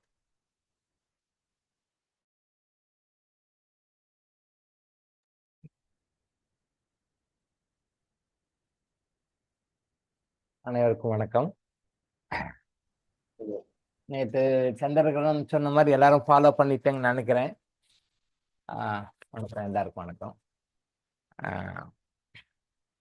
ஃபாலோ பண்ணியிருக்கீங்க, நிறைய பேர் ஃபாலோ பண்ணியிருக்கீங்க. குடிக்காதவங்க காலையில் இன்னைக்கு குடிச்சிட்டு வீட்டெல்லாம் தொடச்சி க்ளீன் பண்ணிட்டு குடிச்சிட்டு ஃப்ரெஷ்ஷாக சமைச்சிக்கோங்க, சமைச்சு யூஸ் பண்ணிக்கோங்க. பழைய சாப்பாடு எதுவும் யூஸ் பண்ணிக்க வேண்டாம். நீங்கள் தர்பை புல்லோ அருகம்புல்ல போட்டுருந்தீங்கன்னா அந்த பொருளை மட்டும் யூஸ் பண்ணிக்கலாம். அதர்வைஸ் நீங்கள் போடலன்னா அதை எடுத்து வெளியே டிஸ்போஸ் பண்ணிடுங்க. அது எதுவும் சாப்பிட வேண்டாம், சரிங்களா? காலையில் வீடெல்லாம் தொடச்சி க்ளீன் பண்ணிட்டு குடிச்சிட்டு ஃப்ரெஷ்ஷாக உங்கள் ரொட்டீன் லைஃப் ஆரம்பிச்சுங்க. ஃப்ரெஷ்ஷாக செஞ்ச சாப்பாடு தான் சாப்பிடணும், பழைய சாப்பாடு சாப்பிடக்கூடாது. ஓகே. அடுத்தது, நிறைய பேர் கோரிக்கைகள்லாம் டிமாண்ட்லாம் கரெக்டாக வச்சுருக்கீங்க. கோரிக்கைகளுக்கு கொடுத்த இம்பார்ட்டன்ஸு தர்மத்துக்கு யாரும் கொடுக்கல அவ்வளோவா. நேற்று தர்மம் யார் யாருக்கு எவ்வளோ பண்ணணும், என்ன பண்ணணும் ஒரு லிஸ்ட்டு போட்டு அமௌண்ட் அலாட் பண்ணி வச்சுக்கோங்க. ஆன்லைன்லையோ ஆஃப்லைன்லேயோ வணக்கம் அப்படின்னு சொல்லியிருந்தோம். கோரிக்கைகளுக்கு இம்பார்ட்டன்ஸ் கொடுத்துருக்கீங்க, ரைட், ஓகே. ஆனால் அதே சமயம் தர்மத்துக்கு எவ்வளோ இம்பார்ட்டன்ஸ் கொடுக்குறாங்கன்னா கொஞ்சம் எல்லாரும் கம்மியாக தான் கொடுத்துருக்கீங்க. சில பேர் கொடுக்கவே இல்லை, சில பேர் கம்மியாக கொடுத்துருக்கீங்க. ஓகே, பரவாயில்ல. அது இம்பார்ட்டன்ஸ் எடுத்துக்கோங்க.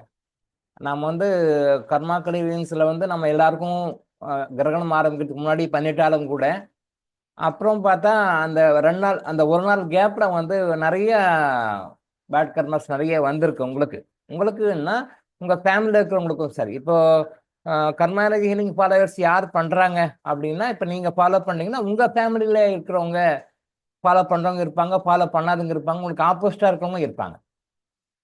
3 கேட்டகரியாக பிரிக்கலாம். உங்களோட சேர்ந்து ஃபாலோ பண்ணவங்களும் இருப்பாங்க, உங்களோட சேர்ந்து ஃபாலோ பண்ணாமல் அவங்க பாட்டுக்கு ஏதோ இருப்பாங்க. அவர் ஏதோ பண்ணுறாரு, அவர் பாரு பண்ணுறாரு, சரி அவங்க ஏதோ பண்ணுறாங்க, ரைட், ஓகே, நம்ம பழப்பு பார்ப்போம் அப்படிங்கிறவங்க இருப்பாங்க. இது செகண்ட் கேட்டகரி. தேர்ட் கேட்டகரி ஆப்போசிட்டாகவும் இருப்பாங்க. இதெல்லாம் போய் டைம் வேஸ்ட் பண்ணிட்டு, எனர்ஜி வேஸ்ட் பண்ணிட்டு, இதெல்லாம் போய் டைம் வேஸ்ட் பண்ணிட்டுக்கிறீங்க, கண்டம் பண்ணி அது வேண்டான்னு கைவிடுறவங்களும் 3மே இருப்பாங்க. இப்போ ஃபாலோ பண்ணுறவங்க ரைட்டு, ஓகே, சப்போர்ட்டும் பண்ணாமல் எகென்ஸ்டாகவும் இல்லாமல் இருக்கிறவங்க அது 2வது குரூப்பு. 3வது குரூப்பு ஆப்பு. இப்போ இவங்களுடைய நெகட்டிவ் எனர்ஜியும் குடும்பத்தை மொத்தமாக பாதிக்கும். இப்போ நீங்கள் ஒரு நியூட்ரலைஸ் பண்ணி பாசிட்டிவ் எனர்ஜி கொடுக்குறீங்க, பட் பாசிட்டிவாகவும் நெகட்டிவாகவும் இல்லாத இருக்கிறவங்க ஓகே, நன்மையும் இல்லை தீமையும் இல்லை. பட் உங்களுக்கு ஆப்போசிட்டாக இருக்கிறவங்க அது due to your karmas, your past life karmas. அவங்களால உங்கள் வீட்டில் நெகட்டிவ் எனர்ஜி இருக்கும். பட் அதை அவங்க சொன்னால் அக்செப்ட் பண்ணிக்க மாட்டாங்க. அதெல்லாம் முடியாதுன்னுவாங்க. அப்புறம் அது சொன்னால் குடும்ப பிரச்சனைகள் வரும். பட் பிரச்சனை தான், கஷ்டம் தான்.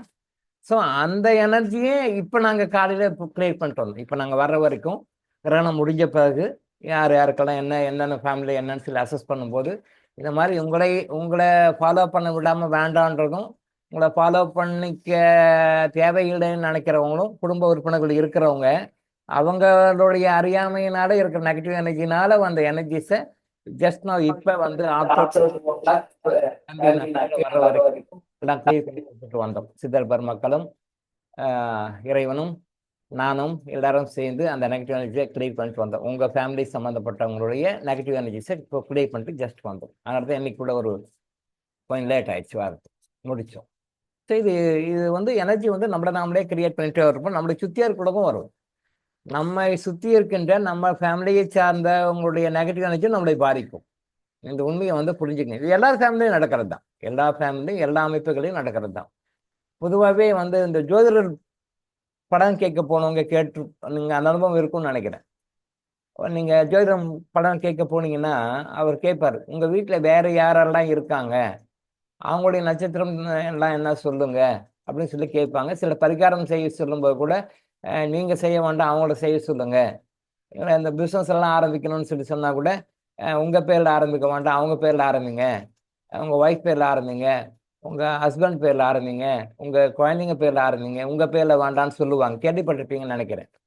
அது என்ன காரணம்னு அவங்களும் சொல்ல மாட்டாங்க, உங்களுக்கும் தெரியாது. என்ன விஷயம்னா, இப்போ நம்ம ஒரு குடும்பம் அப்படின்னும் பொழுது ஒருவருடைய ஜாதகத்திலையும் ஒருத்தருடையும் ப்ளஸ் இருக்கும், மைனஸ் இருக்கும். இப்போ ஒரு 5 பேர் குடும்பத்தில் இருக்காங்க அப்படின்னு சொன்னால் 5 பேருடைய ஜாதகத்திலையும் ப்ளஸ் இருக்கும், மைனஸ் இருக்கும். இப்போ இந்த ப்ளஸ் வந்து அந்த குடும்பத்தில் இருக்கிறவங்க எல்லாருமே நன்மை கொடுக்கும். உங்கள் ஜாதகத்தில் நல்ல விஷயங்கள் இருக்குது அப்படின்னு சொல்லி சொன்னால் அது வந்து உங்கள் குடும்பத்தில் இருக்கிற எல்லாருமே நல்லது கொடுக்கும். ஏதாவது வகையில் அவங்கவுங்க ஆங்கிளில் கொடுக்கும். அப்பாவுக்கு ஒரு வகையில் கொடுக்கும், அம்மாவுக்கு ஒரு வகையில் கொடுக்கும், மனைவிக்கு ஒரு வகையில் கொடுக்கும், பிள்ளைகளுக்கு ஒரு வகையில் கொடுக்கும். அதே மாதிரி நம்ம ஜாதகத்தில் இருக்கிற நெகட்டிவும் சரி எல்லாருக்கும் தீமைகளை கொடுக்கும். இப்போ குடும்ப தலைவருடைய ஜாதகத்தில் ஒரு நெகட்டிவ் இருக்குன்னு வச்சுக்கோங்க, உதாரணத்துக்கு எடுத்துக்கோங்க. அப்போ அது வந்து குடும்பத்தில் இருக்கிற அந்த மனைவி, அவங்களுடைய அப்பா அம்மா, அவங்களுடைய பிள்ளைகள் எல்லாருக்குமே ஒர்க் அவுட் ஆகும்.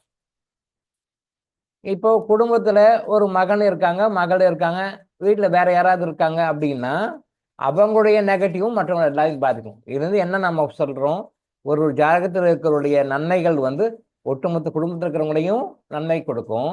அதே தீமைகளும் சரி குடும்பத்தில் இருக்கிற ஒட்டுமொத்த இருக்கிறவங்க எல்லாருக்கும் அது கொடுக்கும். இதை சொன்னால் யாரும் அக்செப்ட் பண்ணிக்க மாட்டாங்க. இதைத்தான் ஜோதிடர்கள் வந்து சொல்லுவாங்க, இவங்களோட கிரக பலம் வீக்காக இருக்குது, இவங்க நெகட்டிவாக இருக்காங்க அப்படின்னு சொல்லும் பொழுது நீங்கள் ஒரு வீடு கட்ட ஆரம்பிக்கிறதோ, அவங்க பேரில் ப்ராப்பர்ட்டி வாங்குறதோ, அல்லது வந்து வேறு ஏதாவது லோன் வாங்கணும், வேறு ஏதாவது நல்ல பாசிட்டிவான விஷயம் பண்ணணுன்னாலும் உங்கள் பேரில் செய்யாதீங்க. ஏன்னா உங்கள் ஜாதக பலன் வீக்காக இருக்குது, நீங்கள் அது தொட்டால் தொடங்காது, அது வழங்காது, அது வீணாக போயிடும்ன்ற மறைமுகமாக வச்சுக்கிட்டு அவங்க பேரில் ஆரம்பிங்க, இவங்க பேரில் சொல்லுங்க அப்படின்னு சொல்லுவாங்க. இதான் காரணம். நிறைய பேர் சொல்ல மாட்டாங்க ஜோதிடர்கள், அப்படி சொல்லிவிடுவாங்க. அது இன்டர்னல் ரீசன் வந்து இதுதான். இப்போ அதே மாதிரி நம்ம வந்து எல்லாருக்கும் கிளென்சிங் பண்ணியிருக்கோம், எல்லாருக்கும் க்ளீன் பண்ணும். சந்திரகிரகணம் ஆரம்பிக்கிறதுக்கு முன்னாடியே எனர்ஜி கிளென்சிங் பண்ணிட்டு சந்திர பகவான் கிட்ட அந்த கிரகண டைமில் வந்து எல்லாருக்கும் நெகட்டிவ் எனர்ஜி வரும். பட் நாம் அதை நெகட்டிவ் பாசிட்டிவாக மாதிரி கன்வெர்ட் பண்ண மாதிரி பண்ணிடணும். எல்லாருக்குமே கிடைச்சிருச்சு, அதில் மாற்று கருத்தியல். எல்லாத்தையும் நல்லா அசஸ் பண்ணோம். நாங்கள் ஆஃப்டர் 2 o'clock அசஸ் பண்ணோம், யார் யாருக்கெல்லாம் நம்ம கர்மா எனர்ஜி ஃபாலோயர்ஸினுடைய ஃபேமிலியில் யார் யாருக்கு என்ன அப்படின்னு சொல்லிட்டு ஆஃப்டர் 2 o'clock இப்போ 5:30 வரைக்கும் அசஸ் பண்ணதில்லை. எல்லாருக்குமே பாசிட்டிவ் தான், ஓகே. பட் சில பேர் நெகட்டிவ் வாங்கியிருக்கிறாங்க, சில பேர் நெகட்டிவ். யார் தான் நெகட்டிவ் வாங்கியிருக்காங்க அப்படின்னா கர்மாலஜி ஹீலிங் ஃபாலோயர்ஸ் வாங்கலை, அந்த கர்மாலஜி ஃபாலோயர்ஸ் ஃபேமிலியில் இருக்காங்க இல்லையா, மற்றவங்க இருக்காங்க இல்லையா, அவங்க மூலமாக வந்திருக்கிறது. ஸோ அவங்க மூலமாக வந்திருக்கிறதுனாலும் தட் ஷுட் பி நியூட்ரலைஸ்ட் தான், அதை நியூட்ரலைஸ் பண்ணி தான் ஆகணும். ஸோ அதை நம்ம பண்ணோம். இப்போ நம்ம பண்ணிட்டோம், நியூட்ரலைஸ் பண்ணி கம்ப்ளீட்டாக ஜீரோன்னு வந்த பிறகு எல்லாருடைய ஃபேமிலியும் கர்மாலஜி ஹீலிங் ஃபாலோயர்ஸ் இருக்கிற ஃபேமிலியில் அவங்க கர்மாலஜி ஹீலிங் ஃபாலோயர்ஸ் இல்லாத அதர் ஃபேமிலி மெம்பர்ஸ் இருக்காங்க இல்லையா, அவங்களால வந்த நெகட்டிவ் எனர்ஜி, அவங்க அப்சர்வ் பண்ண நெகட்டிவ் எனர்ஜியை இப்போ கிளியர் பண்ணி நியூட்ரலைஸ் பண்ணிட்டு வாங்க. அதனால் இன்னைக்கு வாரத்துக்குள்ள லேட் ஆச்சு, அதான் விஷயம். ஸோ மியூச்சுவலாக நம்ம எல்லாருமே வந்து ஒருத்தர் பாதிக்கிறோங்கிறது புரிஞ்சுக்கணும். பாசிட்டிவும் சரி நெகட்டிவும் சரி. எல்லாரும் வந்து கோரிக்கைகளுக்கு இம்பார்ட்டன்ஸ் கொடுத்தீங்க, தப்பு இல்லை, நல்லதான். நம்ம வாழ்க்கையில் இப்படி வரணும், இப்படி வரணும், இது வேணும், இது வேணும்னு சொல்லி எல்லாம் எழுதி வைக்கணும்னு சொல்லியிருக்கோம், அதெல்லாம் பண்ணியிருக்கீங்க, அதெல்லாம் கரெக்ட், ஓகே. தர்மத்துக்கு வந்து கொஞ்சம் கம்மியாக தான் இம்பார்ட்டன்ஸ் கொடுத்துருக்கீங்க. எனக்கு இதனுடைய வேல்யூ வந்து நீங்கள் இன்னும் புரிஞ்சிக்கலன்னு நினைக்கிறேன். எழுதி வைங்க, அதுக்கு பிறகு நான் சொன்ன பிறகு யாராவது தர்மம் பண்ணணும்னு சொல்லியிருக்கோம். எழுதி வச்சுருக்கீங்க சில பேர்லாம், சில பேர் எழுதாம விட்டுருக்கீங்க, நிறைய பேர் எழுதி வைக்கீங்க, சில பேர் எழுதி வரலாம், சப்ஜெக்டே போகல. அப்படின்னா என்ன, தர்மத்துக்கு அவ்வளோ இம்பார்ட்டன்ஸ் கொடுக்கலன்னு அர்த்தம். அதை புரிஞ்சுக்கோங்க. வாழ்க்கையில் வந்து தர்மம் வந்து ரொம்ப ரொம்ப இம்பார்ட்டண்ட்டான ஒன்று. அது நீங்கள் எந்த மாதிரி கடன்காரராக இருக்கிறீங்க, கடனுக்கு வட்டி கூட கட்ட முடியல தடுமாறுறீங்கன்னா கூட அங்கேயும் தர்மம் செய்வதற்கு ஏதோ ஒரு வழியில் வந்து இறைவன் வழி கொடுத்துருப்பார். கொஞ்சம் யோசனை பண்ணிங்கன்னா தெரியும். நானே கையில காசு இல்லாம கஷ்டப்பட்டுருங்க, நானே கடங்கானுக்கு பதில் சொல்ல முடியுது அப்படின்னு கொஞ்சம் உட்காந்து திங்க் பண்ணி பாருங்க. அங்கேயும் ஏதோ ஒரு இடத்துல தர்மம் பண்றதுக்கு ஒரு வழி கொடுத்துருப்பார், ஒரு லூப்பல் கொடுத்துருப்பார். ஒரு பிரச்சனை வெளியே வரத்துக்கு வழி கொடுக்காம பிரச்சனை கொடுக்கவே மாட்டார். நல்லா இந்த கான்செப்ட் நல்லா புரிஞ்சுக்கோங்க. இந்த கான்செப்ட் நல்லா புரிஞ்சுக்கோங்க. கடவுள் உங்களுக்கு ஒரு கஷ்டத்தை கொடுக்குறாரு அப்படின்னா அந்த கஷ்டம் வெளியே வரத்துக்கு வழியை முதல்ல கொடுத்துட்டு தான் கஷ்டத்தையே கொடுப்பார். நீங்க வறுமை தர்தரம் எப்பேற்பட்ட அஷ்ட தர்தரத்துல இருக்கிறீங்கன்னா கூட அதுலேருந்து வெளியே வரத்துக்கு எங்கேயோ ஒரு லூப்பல் கொடுத்துட்டு தான் உங்களுக்கு அந்த தர்தத்தையே கொடுப்பார். எனக்கு வழியே இல்லைன்னு கண்ணு திறந்து நீங்க வழி இல்லாத பக்கம் பார்த்துட்டு இருக்கீங்க, வழி இருக்கிற பக்கம் பார்க்கறது இல்லை. எந்த பக்கம் வழி இருக்கோ அதை பார்க்கறது இல்லை, அதை விட்டுடுறீங்க. எங்கேயாவது ஒரு லூப்பல் கொடுத்துருப்பார். எல்லா கதவுகளும் மூடப்பட்டு விட்டன, எல்லா கதவுகளும் மூடப்பட்டு விட்டன, இதுக்கு மேல வழியே இல்லை, no way at all, suicide ஒன்று தான் பதில், சூசைட் தவிர வேற எதுவுமே இல்லை அப்படின்னு நிறைய பேர் வந்திருப்பாங்க. எங்கிட்ட நிறைய பேர் வந்திருக்காங்க, சார் சூசைட் தான் பண்ணிக்கணும் சார், நீங்க வேண்டான்றீங்க. என் நிலைமை இருந்து பார்த்தா உங்களுக்கு தெரியும். அவங்க என்ன சொல்லுவாங்கன்னா, டாக்டர் சார் நீங்க சொல்றீங்க, ஆனா என் நிலைமையில இருந்து பார்த்தா உங்களுக்கு தெரியும். நீங்க ஒரு ஹையர் லெவல்ல இருக்கிறீங்க, நான் ஒரு லெவல்ல இருக்கேன். என் லெவல்ல கண்ணுக்கு தெரிஞ்சு எதுவுமே இல்லை. நான் என்ன பண்ணுவேன்? சூசைட் தான் பண்ணிக்குவேன். உங்ககிட்ட பேசினா கூட சொன்னா கூட நான் போய் சூசைட் தான் பண்ணிக்குவேன் அப்படின்னு சொல்லுவார். அவர் பேசும்போதே எங்கிட்ட எனர்ஜி போயிடும், அது அவர் தெரியாது. அவர்கிட்ட எங்கிட்ட பேசிட்டு இருக்கும்போதே டாக்டர்கிட்ட பேசணும்னு நினச்சிருக்கார். பட் எங்கிட்ட பேசும்போதே அது எனர்ஜி மூலாதாரத்துக்கு போயிடும். இங்கே வந்துட்டு சூசைட் பண்ண மாட்டார், பண்ண விட மாட்டோம். பேசிட்டு இருக்கும்போதே அவர் பேசிட்டு இருப்பாரு, பேச நானும் பேசிட்டு இருப்பேன், பேசிட்டே இருப்பேன். நயன தீட்சை வழியாக அப்படியே போயிடும், எனர்ஜி போயிடும். மூலாதாரம் போக போக போக அவர் பேசினாலும் வெளியே போனால் சூசைட் பண்ணிக்க மாட்டார், அந்த எனர்ஜி கொடுத்துருவோம். அப்படியே போக போக போக போக அந்த எனர்ஜி கொடுத்துருவோம். பட் அவர் என்ன சொல்றாரு, எனக்கு வேற வழியே இல்லை, நான் எப்படி போய் தர்மம் செய்ய முடியும்? அங்கேயும் இறைவன் வழி கொடுத்துருப்பார், அதை நல்லா மீட் பண்ணா தெரியும். அப்படி நிறைய பேர் வந்திருக்காங்க. நதியினில் வெள்ளம், கரையினில் நெருப்பு, இது ஒரு படப்பாட்டு கூட வரும், சினிமா பாட்டு கூட வரும், கண்ணதாசன் எழுதின பாட்டுன்னு நினைக்கிறேன். நதியினில் வெள்ளம், கரையினில் நெருப்பு, இரண்டிற்கும் நடுவே இறைவனின் சிரிப்பு. எப்படி அருமையா எழுதி கேட்பாங்க, நல்ல வாழ்க்கையில பொருத்தமான ஒரு பாட்டு. நதியினில் வெள்ளம், வெள்ளம் போயிட்டு காட்டாட்டு வெள்ளம் போயிட்டு இருக்கு, கரையினில் நெருப்பு, இரண்டிற்கும் நடுவே இறைவனின் சிரிப்பு. இங்க நீங்க என்ன பண்ற அப்படின்னு சொல்லி கரையன் பார்க்கிறார். உயிரை காப்பாத்திக்கணும், விழுந்துட்டோம். இந்த பக்கம் காட்டாட்டு வெள்ளம் அடிச்சுட்டு போனது தான், அதோட சரி, டெட் பாடி தான், எடுக்க முடியாது, பார்க்க முடியாது. சரி, இந்த பக்கம் கரைக்கு வந்தலாம்னு பார்த்தா நெருப்பு, பொசுங்கிடுவோம். கரைக்கு வந்தா பொசுங்கிடுவோம். இப்ப கரைக்கு போறதா தண்ணியில சாகிறதா, என்ன பண்ணுவோம்? இங்கதான் இறைவன் சிரிப்புன்னு அவர் எழுதுறார். பாடலாசிரியர் வந்து இறைவன் சிரிப்பு. இப்ப நீங்க என்ன பண்ணுவீங்க? ஆத்துல ஒரு பக்கம் அடிச்சுட்டே போயிட்டே இருக்கிறோம், கண்ட்ரோலே பண்ண முடியும், யாரும் காப்பாத்து காலில் ஒன்றும் பிடிக்கிறது கூட எதுவுமே இல்லை.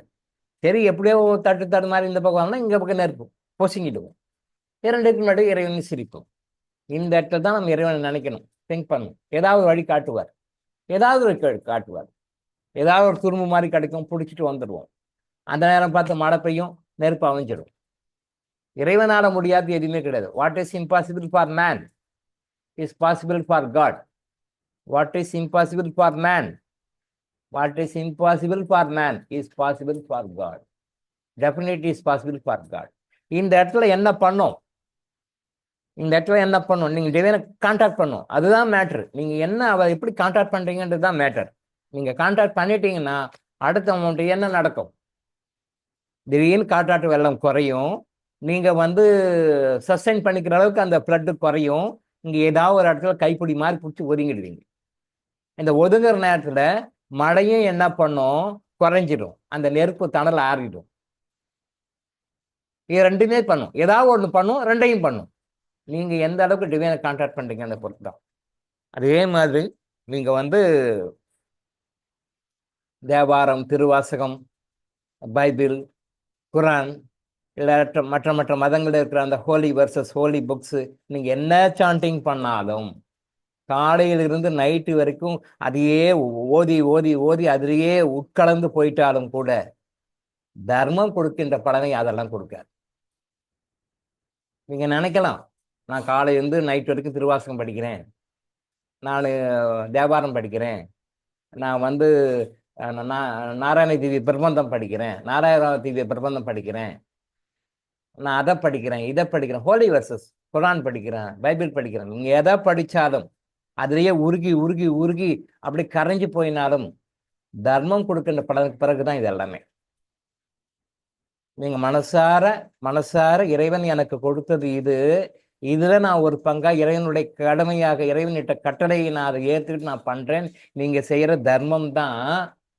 நீங்க காலையிலிருந்து நைட்டு வரைக்கும் உட்கார்ந்து உட்கார்ந்து உட்கார்ந்து மெடிடேஷன் பண்ணாலும் கிடைக்காத பலனை, காலையிலிருந்து நைட்டு வரைக்கும் உட்கார்ந்து உட்கார்ந்து உட்கார்ந்து பண்ணாலும் மெடிடேஷன் கிடைக்காத பலனை, காலையிலிருந்து நைட்டு வரைக்கும் நீங்க ஓதி ஓதி ஓதி ஓதி மந்திரம் சொல்லி சொல்லி கிடைக்காத பலனை, காலையிலிருந்து நைட்டு வரைக்கும் சாப்பிடாம தூங்க மந்திரங்களை ஓதி ஓதி கிடைக்காத பலனை, என்ன பதிகம் பாட்டு என்ன ஒரு பக்தி இலக்கியங்கள் என்னத்தை நீங்க ஃபாலோ பண்ணாலும் கிடைக்காத பலனை. என்ன நிறைய மதங்கள்ல நிறைய இருக்கு, இந்து மதத்தில் நிறைய இருக்கு. நீங்க எதையெல்லாம் பாராயணம் பண்ணினாலும் கூட உச்சரிச்சாலும் கூட அதனால கிடைக்காத பலனை நீங்க செய்கிற சிறிய தர்மம் உங்களுக்கு கொடுக்கும். அதுல அவ்வளவு விஷயம் இருக்கு, அதுல அவ்வளவு விஷயம் இருக்கு. ஆனா தர்மத்தை நீங்க சாதாரண நினைச்சிடாதீங்க. தர்மத்தை பத்தி நீங்க அவளுக்கு இம்பார்ட்டன்ஸ் கொடுக்காதனாலதான் கோரிக்கைகளுக்கு கொடுத்த இம்பார்ட்டன்ஸ் நீங்க தர்மத்துக்கு கொடுக்கல, பிகாஸ் ஆஃப் இக்னரன்ஸ். அந்த இக்னரன்ஸை வந்து போக்கி எப்போ ஞானத்துக்கு வரீங்களோ அதுதான். அப்ப ஞானத்துக்குன்னு வந்தீங்கன்னா தர்மத்துல கிடைக்கிற பலனை தவிர மற்றதெல்லாம் அதுக்கு பிறகுதான், அதுக்கு பிறகுதான். இப்ப நான் சொன்னதெல்லாம் அதுக்கு பிறகுதான். நான் அப்படி பண்ணேன் இப்படி பண்ணேன், அந்த மந்த் சொன்னேன் இந்த மந்த் சொன்னேன், இங்க போனேன் அங்க போனேன் இங்க, இதெல்லாம் அதுக்கு பிறகுதான், செகண்டரி தான். பிரைமரி எது அப்படின்னா தர்மம் தான். எல்லாருக்குமே தர்மம் பண்ணக்கூடிய வாய்ப்பை கொடுத்துருக்கிறார். அதை மட்டும் கொஞ்சம் அமைதியா உட்கார்ந்து யோசனை பண்ணீங்கன்னா தெரியும். அதை செய்யுங்க, வரும். அதுக்கு இருக்கிற பலனை தவிர மற்றது எல்லாமே அதுக்கு பிறகுதான். அந்த பலனை நீங்க ஒன்றும் சரியா புரிஞ்சுக்காதனால தர்மத்துக்கு நேற்று இம்பார்ட்டன்ஸ் யாரும் கொடுக்கல, அவ்வளவா.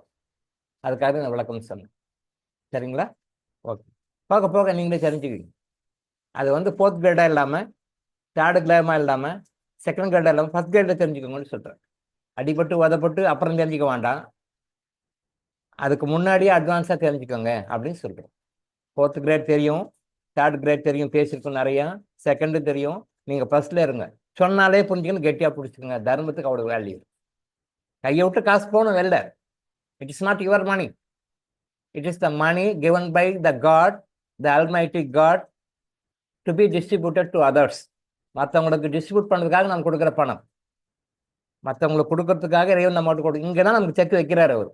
நான் பணம் உனக்கு கொடுக்குறேன், நீங்க என்ன பண்ற, உனக்கு வச்சுக்கிறியா அடுத்தவங்களுக்கு கொடுக்குறியா? இங்க கர்மா கிளியர் பண்றதுக்கு முதல் பிள்ளையாசுரி அவர் தான் போடுறார். இந்த கர்மாவை நெகட்டிவ் கர்மா கிரியேட் பண்றதுக்கு பிள்ளையாசுரி அவர் தான் போறார். ஏன்னா நெகட்டிவ் கர்மா இல்லைன்னா ஒன்றும் உலகம் இயங்க முடியாது. பாசிட்டிவ் கர்மாவும் வேணும், நெகட்டிவ் கர்மாவும் வேணும், ரெண்டுமே வேணும். பாசிட்டிவ் இன் யாங் சொல்லுவோம் இல்லையா, இன் YIN இன், யாங் YANG, அது சைனீஸ்ல சொல்லுவாங்க. பட் நம்ம மதத்துல வேற மாதிரி சொல்றாங்க, இந்து மதத்துல வேற மாதிரி சொல்றாங்க, ஒரு மதத்துல வேற மாதிரி சார். நம்ம மதம்னா என்ன மதம்? இந்து மதம் இல்லை, எல்லா மதங்களும் நம்ம மதம் தான். இங்க நம்ம மதம்னா நீங்க உடனே உடனே இந்துன்னு எடுத்துக்காதீங்க. நான் பிறப்பால் இந்து, நான் வந்து பிறப்பால் இந்து, ஓகே ரைட். அதுக்காக நான் வந்து இந்து மதம்னா இந்து மதம் இல்லை. நீங்க நல்லா நோட் பண்ணி பாருங்க. ஃப்ரம் டே 1 இன்னைக்கு வரைக்கும், ஃப்ரம் டே 1லேருந்து இன்னைக்கு 78 என்னமோ கிளாஸ்ன்னு நினைக்கிறேன், 78 நாளா ஏதோ போட்டிருக்கு. இத்தனை நாள் வரைக்கும் எங்கேயுமே ஒரு இடத்துல கூட இந்த மந்திரத்தை சொல்லுங்க நான் எங்கேயுமே சொல்லியிருக்க மாட்டேன். இந்த மந்திரத்தை சொல்லுங்க அப்படின்னு நான் எங்கேயுமே சொல்லியிருக்க மாட்டேன். நல்லா பாருங்க, கிளாஸஸ் பாருங்க, லெக்சர்ஸ் பாருங்க, அதுக்கு முன்னாடியும் பாருங்க, என்னுடைய வீடியோஸ் எல்லாம் பாருங்க, என்னுடைய வீடியோஸ் எல்லாம் பாருங்க. பெரும்பாலும் எங்கேயுமே நான் வந்து மந்திரங்களுக்கு இம்பார்ட்டன்ஸ் கொடுத்துருக்க மாட்டேன். பிகாஸ் மந்திரம் அப்படின்றது வந்து சரியானதா, தவறு கிடையாது, அதை வந்து குறை சொல்லல, அதெல்லாம் கரெக்டு. நம்ம மந்திரங்களுக்கு அப்பாற்பட்டவங்க, அதுக்கு அப்பாற்பட்டு மேலே வரணும். அது வந்து பெரும்பாலும் மந்திரம்னா என்னென்னா நினைக்கிறாங்கன்னா அவங்க வந்து இந்து மதத்துக்காக தான் மந்திரம் சொல்லுவாங்கன்ற மாதிரி கொண்டு வந்துடுவாங்க. அது அப்படி கொண்டுட்டாங்க. இந்த மதம்னா இந்து மதம். எல்லா மதங்களையும் மந்திரம் இருக்கு, எல்லா மதங்களையும் மந்திரம் இருக்கு. அது சில பேர் மந்திரங்கள்னு சொல்றாங்க, இந்து மதத்துல மந்திரம்னு சொல்றாங்க, அக்செப்ட் பண்ணிக்கிறாங்க. மற்ற மதங்கள்ல மந்திரம்னு அக்செப்ட் பண்ணிக்கிறது அவ்வளவுதான். பட் மந்திரங்கள் எல்லா மதங்களையுமே இருக்கு. மந்திரங்கள் எல்லா மதங்களையுமே இருக்கு. ஆனா இந்த மதம் தெளிவா சொல்லுது. அது இதுக்கு இதுக்கு மந்திரம், இதுக்கு மந்திரம், இதுக்கு மந்திரம், இந்த பர்பஸ்க்கு இந்த மந்திரம், இந்த பர்பஸ்க்கு இந்த மந்திரம், இவங்க கொஞ்சம் தெளிவா டீட்டெயிலா சொல்றாங்க. இது மதத்துல மற்ற மதங்களை சொல்லல, அவ்வளவுதான். பட் அவங்க நினைச்சுக்கிறாங்க மந்திரம்லாம் இந்து மதத்துக்கு மட்டும்தான் பொருள் வருது, மற்ற மதத்துக்கெல்லாம் எங்களுக்கெல்லாம் கிடையாதுன்னு. அப்படி இல்லை. எல்லா மதங்களையும் மந்திரங்கள் இருக்கு. அதை பத்தி சொன்னா பின்னாடி ஒரு நாள் சொல்லுவோம். பின்வரும் வகுப்புகளை சொல்லுவோம் எந்தெந்த மந்திரங்கள் என்ன மந்திரங்கள் இருக்கு, அவங்க மந்திரங்கள் தெரியாம எப்படி அதை உச்சரிச்சுட்டு இருக்காங்க, மந்திரம் தெரியாமையே மந்திரத்தை எப்படி சொல்லிட்டு இருக்காங்க நம்ம சொல்லுவோம். பட் மந்திரங்களுக்கு அப்பாற்பட்டு நம்ம இருக்கணும். மந்திரங்களுக்கு அப்பாற்பட்ட விஷயங்களை தான் நம்ம கர்ம எனர்ஜி சொல்லி கொடுத்துருக்கோம். மனம் அது செம்மையானால் மந்திரம் ஜெபிக்க தேவையில்லை. மகாசித்தர் அகத்தி பெருமானுடைய வாக்கு. மனம் அது செம்மையானால் மந்திரம் ஜெபிக்க தேவையில்லை. அருமையான பாயிண்ட் இது. இதை நீங்க கத்துக்கிறதுக்கு ஒரு 2000 பிறகு எடுக்கணும். இதை இதை நீங்க தெளிவா புரிஞ்சுக்கிறதுக்கு 2000 3000 பிறகு எடுத்த பிறகுதான் உங்களுக்கே புரியும். மனம் அது செம்மையான மந்திரம் ஜெபிக்க தேவையில்லை. ஓகே, அப்படியா அப்படின்னு தெரிஞ்சுக்கணும். எது எப்போ ஒரு 2000 3000 பிறகு எடுத்த பிறகு அப்படி நம்ம அட்வான்ஸா சொல்லிக்கலாம். அதுக்கு முன்னாடியும் கத்துக்கிறோம். பட் யூ ஆர் லக்கி தானே. அப்போ நீங்க அதை 2000 3000 பிறகு எடுத்து நீங்க கத்துக்கிறீங்க அப்படின்னா அந்த விஷயம் நம்ம இப்பயே சொல்றோம்னா அது உங்களுக்கு லக்கி தானே. வெரி லக்கி பீப்புள் தான். மனம் அது செம்மையானால் மந்திரம் ஜெபிக்க தேவையில்லை. மந்திரமே தேவையில்லை. எந்த மந்திரமும் தேவை, எந்த ஸ்லோகமும் தேவையில்லை, எதையுமே பாராயணம் பண்ண தேவையில்லை. மனம் அது சுத்தமாகும். நீங்க தேவாரமே பாடினாலும், திருவாசகமே பாடினாலும், கந்த சஷ்டியே பாடினாலும், என்ன பண்ணாலும் மனம் செம்மை அடையலைன்னா அதெல்லாம் டோட்டல் வேஸ்ட். நீங்க காலையிலிருந்து நைட் வரைக்கும் கந்த சஷ்டி பாராயணம் கந்த சஷ்டி கவசம் பாராயணம் பண்ணாலும், கந்த குரு சஷ்டி கவசம் பாராயணம் பண்ணாலும், என்னென்ன இருக்கோ அத்தனையும் பாராயணம் பண்ணாலும் மனம் மாறலைன்னா டோட்டல் வேஸ்ட், அட்டர் வேஸ்ட். மனம் தான் மாறும். அப்ப மனம் எப்படி மாறும்? மனம் ஈஸியாலாம் மாறாது. அப்படிலாம் டக்குன்னு மாறாது. எல்லாரும் நினைப்போம், ஆனா மாறாது. ஏன் மாறாது? மனம் ஏன் மாறாது? ஆத்மா மாறணும். ஆத்மா மாறல. ஆத்மா மாறினால மனம் மாறல. அதனால தான் நம்ம கர்மா ஹீலிங்ல ஆத்மாவோட கை வைக்கிறோம். நம்ம ட்ரீட்மெண்ட்டு நம்ம எல்லாமே ஆத்மாவோட தான் கை வைக்கிறோம். ஆத்மா சரியானா எல்லாமே சரியாயிடும். ஆத்மா குணமாச்சுன்னா மற்ற எல்லாமே குணமாயிடும். அதனால நம்ம ஆத்மாவுக்கு ட்ரீட்மெண்ட் பண்றோம், ஆத்மாவில கையை வைக்கிறோம். இந்த ஆத்மாவை சரி பண்றதுக்கு தான் டைம் எடுத்துக்குது. உங்களுக்கு டைம் எடுத்துக்கிற காரணம் ஆத்மா தான். ஆத்மா சரியாச்சுன்னா மனம் சரியாயிடும். மனம் சரியாயிடுச்சுன்னா உடல் சரியாயிடும். அப்ப உடல் நோய் போகணும்னா என்ன பண்ணும்? உடல் நோய் போகணும்னா என்ன பண்ணும்? மனம் சரியாகணும். மனம் சரியாச்சுன்னா ஆட்டோமேட்டிக்கா நீங்க மருந்தெல்லாம் கொடுக்க வேண்டாம். மருந்தே தேவையில்லை. Not necessary, absolutely not necessary. உடல் நோய் சரியாயிடும். எந்த நோயா இருந்தாலும் சரியாயிடும். குணப்படுத்த முடியாதுன்னு டிக்ளேர் பண்ண வியாதியும் சரியாயிடும். குணப்படுத்தவே முடியாத லிஸ்ட் போட்டிருக்காங்க இல்லையா கவர்மெண்ட்ல, பிரிட்டிஷ்காரன் பீரியட்ல போட்டது. அது இப்பயும் லைவ்ல இருக்கு, கோர்ஸில் தான் இருக்கு. பட் அது இன்னும் கொஞ்சம் நெருக்கி சேர்த்துருக்காங்க. சுதந்திரம் வாங்கறதுக்கு முன்னாடி பிரிட்டிஷ்காரன் பீரியட்ல என்னென்ன நோய்கள்லாம் குணப்படுத்த முடியாதுன்னு டிக்ளேர் பண்ணியிருக்காங்க. அலோபதி டாக்டர்ஸ் டிக்ளேர் பண்ணியிருக்காங்க. அதை கவர்மெண்ட் அக்செப்ட் பண்ணிட்டு அது டிக்ளேர் பண்ணியிருக்கு. அந்த நோய்களுடைய லிஸ்ட் இன்னும் நாளுக்கு நாள் அதிகமாயிட்டு தான் வருது. நோய்கள் புதுசாக ஆட் பண்ணிருக்காங்க. இதெல்லாம் குணப்படுத்த முடியாத வியாதிகள், குணப்படுத்த முடியாத வியாதிகள் அப்படின்னு சொல்லி லிஸ்ட் ஆட் பண்ணியிருக்காங்க. பட் இன்னமும் அது கோர்ஸில் தான் இருக்கு.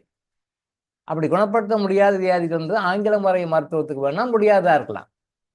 ஆனா மற்ற முறை மருத்துவத்துல நீங்க உள்ள வரும்பொழுது இறைவனுடைய கட்டளைகளை கரெக்டா 18 கட்டளைகளை நீங்க லைஃப்ல ஃபாலோ பண்ணீங்கன்னா குணப்படுத்த முடியாத வியாதின்றது எதுவுமே இல்லை. சரிப்படுத்த முடியாத பிரச்சனைன்றது எதுவுமே கிடையாது. அப்ப என்ன சரியாகணும்? உடம்பு சரியாகணும், மனம் சரியாகணும், மனம் சரியாகணும், ஆத்மா சரியாகணும். அப்ப ஆத்மாவை சரி பண்ணோம்னா இடமே சரியாயிடும். நம்ம கையை வைக்கிற சமாச்சாரம், நம்ம டீல் பண்ற சமாச்சாரம், நம்ம பேசுற சமாச்சாரம், ஹேண்டில் பண்ற சமாச்சாரம் எல்லாமே ஆத்மா மட்டும்தான். ஆத்மாவை தவிர வேற எதுவுமே கையில்.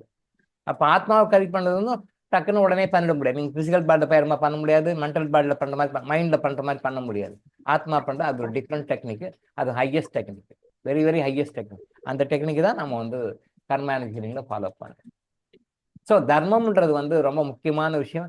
நீங்க எந்த பிரச்சனை, வாழ்க்கையில எந்த பிரச்சனை எதுவாக இருந்தாலும் தர்மம் தான் நம்பர் 1 ரெக்டிஃபையர். தர்மம் தான் நம்பர் 1 2. தர்மம் தான் number first preference to be given to charity. பறையபலன் எதிர்பார்க்காத சேரிட்டி. அதை நீங்க சாதாரண நினைக்காதீங்க. நிறைய பேர் அதனுடைய வேல்யூ ஒன்றும் புரிஞ்சிக்கல. அதுக்காக தான் இன்னைக்கு இந்த அளவுக்கு சொல்றோம். அதை ஃபாலோ பண்ணி மற்றதெல்லாம் ஓரங்கட்டி இதுக்கு பாருங்க. உங்களுடைய ஸ்பீட் அக்சலரேஷன் எப்படி பாருங்க. உங்களுடைய வேகம் எந்த அளவுக்கு கலோப்பிங் ஸ்பீட்னு சொல்லுவாங்க. கலோப்பிங் ஸ்பீட்னா ஓவர் நைட்டில் டெவலப் ஆகுது. அந்த அளவுக்கு டெவலப் ஆக முடியும் நீங்கள் தர்மத்தை லைஃப்பில் ஃபாலோ பண்ணி செஞ்சீங்கன்னா மட்டும். நீங்கள் தர்மத்தை விட்டு நீங்கள் எதை பிடிச்சாலும் அதுக்கு பிறகு தான் செகண்டரி, அதுக்கு பிறகு தான் ரிசல்ட் கொடுக்கும். நீங்கள் தர்மத்தை சாதம்னு நினச்சிடாதீங்க, அதில் அவ்வளோ விஷயம் இருக்குது. தர்மத்தை பற்றி எல்லா மதங்களும் சொன்னாலும் அதுக்கு அவ்வளோவா ரொம்ப அப்படியே டச் பண்ணி விட்டுறாங்க. ஏன்? பிகாஸ் அந்த கர்மா எப்போ நல்ல கர்மா வருமோ, சொகப்பண்ணு அமைப்பு வருமோ, அப்போ தான் அதில் ரொம்ப கான்சென்ட்ரேட் பண்ணுவாங்க. அதர்வைஸ் மற்றதுக்கெல்லாம் கான்சென்ட்ரேட் பண்ணுவாங்க, அதை விட்டுருவாங்க. திரும்ப நாங்கள் கர்மா எனர்ஜின்னு சொல்லி தர்மத்தை சாதாரணமாக எடுத்துடாதீங்க, அதில் அவ்வளோ விஷயம். பட் அது ஒன்று என்ன சிக்கல்னா, எது சரி எது தவறு, எது சரியான தர்மம் எது தவறான தர்மம்ன்றது புரிஞ்சுக்கிற ஐடென்டிஃபிகேஷன் மட்டும்தான் கொஞ்சம் இதுவாக இருக்கும். அதை பற்றி நம்ம கிளாரிட்டி கொடுப்போம். சித்தார்த்தர் பர்மிஷன் கொடுத்துருவாங்க. நான் இந்த விதின் 1 வீக்லேயே நான் அதுக்குண்டான கிளாரிஃபிகேஷன் கொடுக்குறேன், அதை பண்ணி செய்யணும். சரியா? அடுத்தது வந்து ஒரு கிருஷ்ணன் சுப்பையான்னு சொல்லி ஒருத்தர் கேள்வி கேட்டிருந்தார், ஒரு நபர் அன்பர். அவர் என்ன கேட்டிருக்கார் சகோதரன்னா, sir can I give donation at funeral place, is it any கர்மான்னு கேட்டிருக்கார். அதாவது டெத் டைமில் பரியல் கிரவுண்டில் டொனேஷன்ஸ் எல்லாம் கேட்குறாங்க, கொடுக்கலாமா அப்படின்னு கேட்குறாருன்னு நினைக்கிறேன். அவர் கேட்குறவனோட தோரணை வந்து அதுதான், கொடுக்கலாம். அது மாதிரி டைமில் நிறைய பேர் வந்து கேட்பாங்க, தர்மமெல்லாம் கொடுக்கலாமா அப்படின்னு சொல்லி கேட்குறாரு. Sir can I give donation at funeral place, is any karma, Krishnan Subbaiah அப்படின்றவர் கேட்டிருக்கார். சகோதரருக்கு என்ன ஆன்சர் அப்படின்னா, கொடுக்கலாம், தாராளமாக கொடுக்கலாம். அது வந்து நெகட்டிவ் கர்மா கிடையாது, கொடுக்கலாம், தாராளமாக கொடுக்கலாம். இன்னொரு இடத்துல கேட்டிருக்காரு சகோதரர், post of tide, colleagues are collecting donation to the family, can I give donation? Post of died, colleagues are collecting donation to the family, can I give donation? கொடுக்கலாம் சார். ஒரு இந்த மாதிரி கம்பெனிஸில் இந்த மாதிரி டிபார்ட்மெண்ட்டில் ஒர்க் பண்ணும்போது யாராவது அன்ஃபார்ச்சுனேட்டாக இறந்துட்டாங்கன்னா எல்லாருமே டொனேஷன்ஸ் கலெக்ஷன் பண்ணி அவங்க ஃபேமிலிக்கு கொடுப்பாங்க. அது இயல்பு தான், நார்மல் தான், தாராளமாக கொடுக்கலாம், தாராளமாக கொடுக்கலாம் சார். அது நெகட்டிவ் கர்மா கிடையாது, தாராளமாக கொடுக்கலாம். தென் ஒரு பாட்டி பேசுனதான் நாகேஸ்வர் ராவ் சகோதரர் வந்து ஒரு ஆர்டிக்கிள் போட்டிருந்தாரு, ஒரு வீடியோ போட்டிருந்தாரு. டைவர்ஸ் பண்ண வேணான்னு அந்த பாட்டி ஏதோ சொல்லியிருந்தாங்க போல இருக்கு, அதை எடுத்து போட்டிருக்காரு. நன்றி. உண்மைதான், அது கடவுள் வந்து நோக்கம் வந்து டைவர்ஸ் பண்ணக்கூடாதுன்றதான் நோக்கம். அந்த வீடியோ எடுத்து போட்டிருக்காரு சகோதரர் நாகேஸ்வர ராவ். அந்த பாட்டி செம போட்டிருக்கு. கரெக்ட், நல்ல பாட்டி, நல்ல விஷயத்த சொல்லியிருக்காங்க. அடுத்தது வந்து குலதெய்வம் சப்ஜெக்ட். இந்த குலதெய்வம் சப்ஜெக்ட் வந்து ஏற்கனவே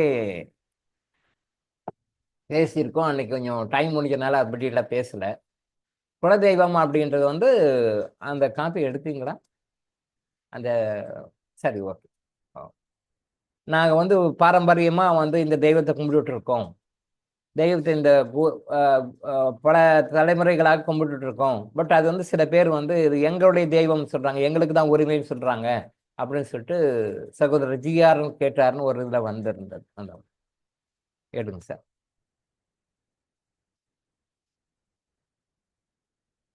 அது எங்களுக்கு தான் உரிமையான தெய்வம், அது எங்களுக்கு தான் உரிமை அப்படின்னு சொல்லி போட்டிருந்தாருன்னு சொல்லிட்டு ஒரு வந்திருந்தது. சிவன், பெருமாள், முருகன், அம்பாள், கருப்பசாமி ஆகியோர்கள் குலதெய்வம் என வணங்கி வருகிறோம். சிவன், பெருமாள், முருகன், அம்பாள், கருப்பசாமி, இந்த கருப்பசாமி மட்டும் ரவுண்ட் பண்ணிக்கோங்க, ஆகியோர்கள் குலதெய்வம் என வணங்கி வருகிறோம். இவர்கள் குலதெய்வமாக இருக்கும் வாய்ப்பு இல்லை, அதுவும் அவருக்கே தெரியுது. Very good. அவரவர் குடும்பத்தில் வாழ்ந்து மறைந்து போன முன்னோர்கள் தான் அவர்கள் தலைமுறையை காக்கும் குலதெய்வமாக இருக்கும் வாய்ப்பு உள்ளது. இது இல்லை நான் கேட்டது, இன்னொன்று வேற. சரி, நான் பேசுகிறேன். அதில் என்ன விஷயம்னா, நாங்கள் வந்து பாரம்பரியமாக கும்பிட்டுருக்கோம் அப்படின்னு சொல்லி போட்டிருந்தார் சகோதரர். அதில் என்ன விஷயம் அப்படின்னா, குலதெய்வம்னா முதல்ல தெய்வம்னா என்னன்னு தெரியல, குலதெய்வம்னா என்னன்னு தெரியல. நம்ம ஏற்கனவே சொல்லியிருக்கோம், குலதெய்வம் அப்படின்னு சொல்லி சொன்னால் நம்ம குலத்தை மட்டும் காக்கக்கூடிய தெய்வம். ஒரு ஆர்டிகல் போட்டிருந்தீங்க, கர்மாவை பற்றி திருமூடர் பேசியிருக்கிறாருன்னு சொல்லி திருமூடர் திருமந்தத்தில் ஒரு ஆர்டிகல் போட்டிருந்தீங்க, குரூப்பில் பார்த்தேன். கர்மாவை பற்றி திருமூடர் போட்டிருக்காருன்னு போட்டிருந்தீங்க. அதில் வந்து இந்த கர்மாவில் நான் வெளியே வந்துட்டேன் திருமூடர் சொல்கிறதாக அந்த திருமூடருடைய திருமந்திரம். அவர் தான் சொல்கிறாரு, அவர் ஒரு சித்தர், ஒன்றே குலம் ஒருவனே தேவன். ஒன்றே குலம் ஒருவனே தேவன். நல்லா பார்த்துக்கோங்க. ஒன்றே குலம், ஒரே ஒரு குலம் தான். ஒருவனே தேவன், கடவுள் வந்து ஒருத்தர் தான், ஒரே குலம். அப்போ ஒரே தான், உலகம் முழுசும் ஒரே குலம் தான். அந்த ஒரே குலம்னு இருக்கும்போது அவங்கவுங்க ஆளாளுக்கு ஒரு குரூப்புக்கு எனக்கு குலதெய்வம் எனக்கு குலதெய்வம் எனக்கு குலதெய்வம் வச்சுக்கின்னா சரியா தப்பா? சித்தர் வாக்கு ஒன்றே குலம் ஒருவனே தேவன். அப்ப குலம்னா எல்லா மக்களும், இந்த உலகத்துக்கு இருக்கிற அத்தனை கோடி மக்களும், 850 கோடி மக்களும் ஒரே குலம்தான், ஒரே குலம்தான், ஒருவனே தேவன் தான். அப்ப அதுதான் உண்மை. நீங்க ஊருக்கு ஆளுக்கு நாலு நாலு, ஒரு ஊர்ல 10 குலதெய்வம், 10 ஃபேமிலிக்கு எல்லாம் அவங்கவுங்க ஃபேமிலிக்கு ஒரு குலதெய்வம் வச்சுக்கிட்டா இது சரியா அது சரியா? எது சரி எது தவறு? குலதெய்வம் நாம் சொல்லி வச்சுக்கிட்டு தான் தவறு. சரியா? அடுத்து சிவனை பற்றி ஒரு பாட்டு. சிவன் தான் மூலம், பெரிய கடவுள் அவர் தான் அப்படின்னு நீங்க சொல்லிட்டு இருக்கீங்க. Right, okay. அது இப்போ உங்க லெவல்ல ஓகே. அதை நான் இப்போ சொன்னா உங்களுக்கு கன்ஃபியூஸ் ஆகும். ஆனால் இப்போ சொல்லல, அது பிஹெச்டி லெவலில் தெரிஞ்சுக்க வேண்டிய பாடம். இப்போ நீங்க 1ஆம் கிளாஸ்ல இருக்கீங்க, இப்போ அது வேண்டாம். ரைட், குலதெய்வம் அது வேண்டான்ட்டோம். சிவன் ஓகே. தென்னாடுடைய சிவனே போற்றி, தென்னாடுடைய சிவனே போற்றி. அங்கே தென்னாட்டில் இருக்கார், ஏன்னா மதுரையில் தான் இருக்கார் அவர். மதுரையில் இருக்காரு, தென்னாட்டில் இருக்கார், தமிழ்நாட்டில், தென் தமிழ்நாட்டில் இருக்காரு. தென் தமிழ்நாட்டில் இருக்கார். தென்னாடுடைய சிவனே போற்றி, எந்நாட்டவருக்கும் இறைவா போற்றி. அது எப்படி எந்நாட்டவருக்கும் இறைவா போற்றி? அது எப்படி? அது தென்னாடுடைய சிவனே போற்றி, தென்னாடுடைய, அதுவும் ஸ்பெசிஃபிக்கா மதுரை, சவுத் தமிழ்நாடு. தென்னாடுடைய சிவனே போற்றி, இங்கே சிவன் ரைட்டு. எந்நாட்டவருக்கும் இறைவா போற்றி. அப்போ உலகத்துல 850 கோடி மக்கள் இருக்காங்க, நிறைய மதங்கள் இருக்கு, நிறைய மத பிரிவுகள் இருக்கு. அதுல பிரிவுகள் வேற நிறைய இருக்கு, எல்லா மதங்களையும் உட்பிரிவுகள் நிறைய இருக்கு, இவ்வளவெல்லாம் இருக்கு. அப்போ எந்நாட்டவருக்கும் இறைவா போட்டுனா அப்போ சிவன் எப்படி எந்நாட்டவருக்கும் இறைவன் ஆயிடுவார்? அது தப்பா? அதுதான் கரெக்ட். தென்னாடுடைய சிவனே போற்றி, ரைட், கரெக்ட், அப்சல்யூட்லி கரெக்ட். எந்நாட்டவருக்கும் இறைவா போற்றி, எந்நாட்டவருக்கும், எல்லா கண்ட்ரி பீப்புளுக்கும், எல்லா ரிலிஜன் இருக்கிற மக்களுக்கும் அந்த சிவன் தான் இறைவன், அவர் தான் போற்றி, அவர் தான் போற்றி, பாராட்டுறோம், அவர் வணங்குறோம். போற்றினா வணங்குறோம். எந்நாட்டவருக்கும் இறைவன், தட் இஸ் கரெக்ட். அதை விட்டுட்டு நாம ஊருக்கு குலதெய்வம், மாடசாமி, இருளசாமி, கற்பண்ணசாமி, இந்த சாமி அந்த சாமி, அந்த அம்மன் இந்த அம்மன் அப்படின்னு சொல்லிட்டு ஏகப்பட்ட அம்மனையும் ஏகப்பட்ட சாமியும் நாம வச்சுட்டு கும்பிட்டா எது சரி எது தவறு? அதையும் சொல்றீங்க இதையும் சொல்றீங்க. எப்படி? ஏதாவது ஒண்ணுதானே கரெக்டா இருக்கணும் இல்லையா? ரெண்டு ஏதாவது ஒண்ணுதான் கரெக்டா இருக்கும். எது கரெக்ட்? இங்கேயும் இதையும் சொல்ல வேண்டியது, அங்க அதையும் சொல்ல வேண்டியது. 2 நாளைக்கு முன்னாடி ரீசெண்டா பார்த்தா ஒரு ஃபேமஸ் ஜோதிடர், அவர்கிட்ட அப்பாயின்மெண்ட் போனாலே 6 மாசம் ஆகும்னு கேள்விப்பட்டிருக்கேன். அவர்கிட்ட அப்பாயின்மெண்ட் வாங்கினாலே 6 மாசம், நீங்க ரெஜிஸ்டர் பண்ணிட்டு பேர் வச்சிட்டிங்கன்னா 6 மாசம் கழிச்சு கூப்பிடுவாங்களாம். என்ன மாதிரி போல இருக்குது அவரு. 6 மாசம் கழிச்சு கூப்பிடுவாங்களாம். 6 மாசம் கழிச்சு போறதுக்குள்ள ஒரு வழி ஆயிடுப்பாங்க. நானும் ஒத்துக்கேன், அதை அக்செப்ட் பண்ணிக்க, இல்லைன்னா சொல்லலை. அவர் சொல்றாரு, நீங்க வந்து குலதெய்வத்தை கும்பிடணும், கண்டிப்பா கும்பிடணும். குலதெய்வத்தை கும்பிடாம நீங்க வேற எந்த தெய்வத்தை கும்பிட்டாலும் வேஸ்ட். இப்போ 2 நாளைக்கு முன்னாடி பார்த்தேன், தமிழ்நாட்டில் ஃபேமஸான ஜோதிடர் அவர். அப்பாயின்மெண்ட் 6 மந்த் கழிச்சு கிடைக்கும். நீங்க ஜாதகத்தை எடுத்து அன்னைக்கு தான் போக முடியும். நான் அவ்வளோ நாள் தான் பண்றது இல்லை, அதுக்குள்ளவே பண்றேன். ஆனா என் மேலே கோச்சிக்கிறீங்க நீங்க. அவர்கிட்ட எல்லாம் என்ன பண்ணுவீங்க நீங்க? என் மேலே கோச்சிக்கிறீங்க, டென்ஷன் ஆகுறீங்க, டாக்டர் மேலே கோவப்படுறீங்க, நைட்டு வந்து அனுப்புறீங்க, டாக்டர் லேட் பண்ணுறாருன்ட்டு. அவர்கிட்டலாம் என்ன பண்ணுவீங்க? 6 மாசம் ஆகும் போய் ஜாதகத்தை கொண்டு போய் கேட்கறதுக்கு. சரி, அப்படியே ஜாதகம் கொண்டு போனால் அவர் என்ன பண்றாரு? சொல்லிட்டு குலதெய்வத்தை கும்பிடுங்கன்றாரு. தெளிவாக சொல்றாரு, பேட்டியில் சொல்றாரு, குலதெய்வத்தை கும்பிடுங்க, குலதெய்வத்தை கும்பிடாம நீங்க எந்த தெய்வத்தை கும்பிடாலும் வேஸ்ட்டு, டோட்டல் வேஸ்ட், அற்ற வேஸ்ட், போகாதீங்கன்றாரு. இவங்களே நொந்து நூடுல்ஸ் ஆகி கஷ்டப்பட்டு வேற வழி இல்லைன்னு ஜோதிகிட்ட போறாங்க. சரி, 6 மாசம் கழிச்சு அப்பாயின்மெண்ட் கொடுக்குற, 6 மாசம் கழிச்சு போறாங்க. 6 மாசம் கழிச்சு சொல்ற முதல் பரிகாரம் என்னன்னா குலதெய்வத்துக்கு போங்கன்றாரு. அவர் என்ன கெதி ஆவார் போனவர்? சொல்லுங்க. குலதெய்வத்துக்கு போறதுனால இவ்வளவு பிரச்சனைன்றோம், இதுல நிறைய லாஸ் வருதுன்றோம், பிரச்சனை மாட்டிக்கிறீங்கன்றோம். அதை ஆதாரத்தோட சொல்றோம். நான் ஒரு விஷயம் சொன்னா எவிடன்ஸ் இல்லாம சொல்ல மாட்டேன். எந்த ஒரு விஷயம் சொன்னாலும் அதுக்கு தரவு எவிடன்ஸ் வச்சுட்டு சொல்லுவேன். நீங்க ப்ரூஃப் கொடுங்க டாக்டர்னாலும் எடுத்து கொடுப்பேன். நீங்க எதுக்கு ப்ரூஃப் கொடுங்கனாலும் எடுத்து கொடுப்பேன். என்னை விட ஆசை சார் இன்னும் அதிகம்.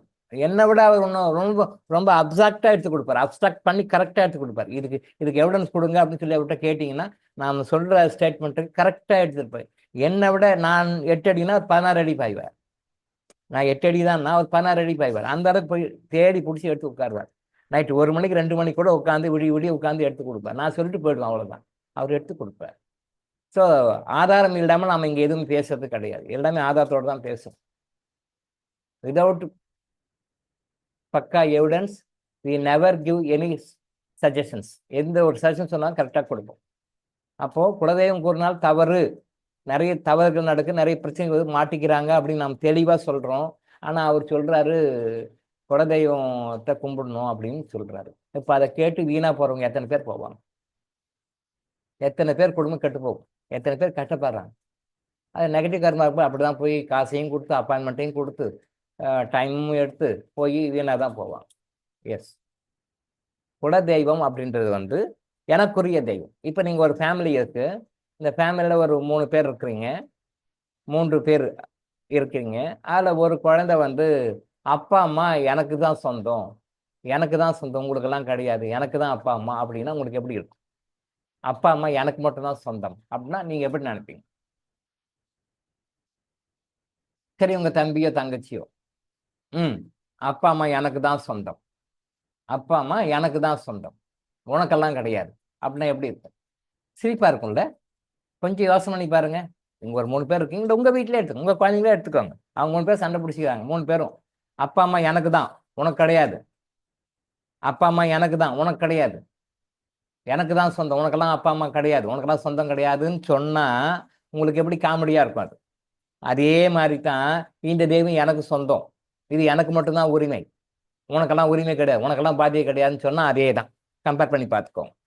உங்கள் வீட்டில் குழந்தைங்க 2 பேரோ இல்லை 2 பேரை கூட வச்சுங்க. இப்போல்லாம் அதை குறைஞ்சிட்டு வந்துட்டாங்க இல்லையா? ஒருத்தர் 2 பேர் தான் இருக்கிறாங்க. சரி, 2 பேர் இருக்கிறாங்க, 2 குழந்தைகள், ஒரு அண்ணன் தங்கச்சி இல்லை அக்கா தங்கச்சி இல்லை அண்ணன் தம்பி 2 பேர். அப்பா அம்மா எனக்கு மட்டும்தான், உனக்கு கிடையாது, உனக்கு உரிமையே கிடையாது, நீ யாரோ அப்படின்னு சொன்னால் உங்களுக்கு எப்படி அது சிரிப்பாக இருக்குமோ காமெடியாக இருக்குமோ, அதே மாதிரி தான் மக்கள் இந்த இந்த தெய்வம் வந்து குல தெய்வம், இது எனக்கு மட்டும்தான் குல தெய்வம், உனக்கு கிடையாது, இது எனக்கு குல தெய்வம், உனக்கு கிடையாது, இது எங்களுக்கு மட்டும்தான் உரிமை, இது எங்களுக்கு மட்டும்தான் பாத்தியம், இதுக்கெல்லாம் நீ வரக்கூடாது, இது எங்க சாமி தான் அப்படின்னு சொன்னா எப்படியோ அதே மாதிரி தான். சில சினிமாவில் பார்த்துருக்கேன், இந்த சாமியிலே தகராறு வரும். ஒரு குரூப்பு அதுக்கு கோயிலுக்கு போயிட்டு மரியாதை பண்ணுவாங்க, அந்த மரியாதை பண்ணுறதுக்கு இவங்க குரூப் போவாங்க, உடனே பங்காளிங்க அவங்க குரூப் வருவாங்க, இது எனக்கு தான் உரிமை, இது எனக்கு தான் சொந்தம் அப்படின்னு சண்டை நடக்கும். அது பெரிய தகராறாக நடக்கும். அது அது படமே அப்படி ஓடும்.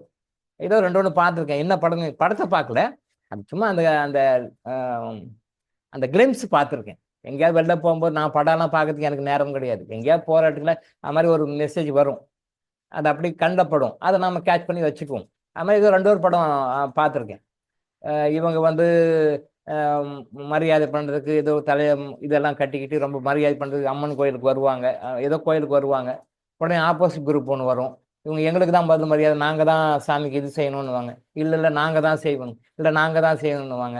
அவள் 2 பேருக்கும் தகராறு வரும், அது பழிவாங்க. அந்த படம்லாம் ஓடும், 2.5 மணி நேரம் படம் ஓடும். அதையும் நம்ம காசு கொடுத்து உட்காந்து அப்படியான்னு பார்த்துட்டு இருப்போம். இந்த மாதிரி படம் 2 இருக்குது. அதில் ஒரு ஏதோ ஒரு படத்தை விட்டு சரிப்பா நீ தான் பண்ணிக்கோங்க சரி விட்டுருவாங்க.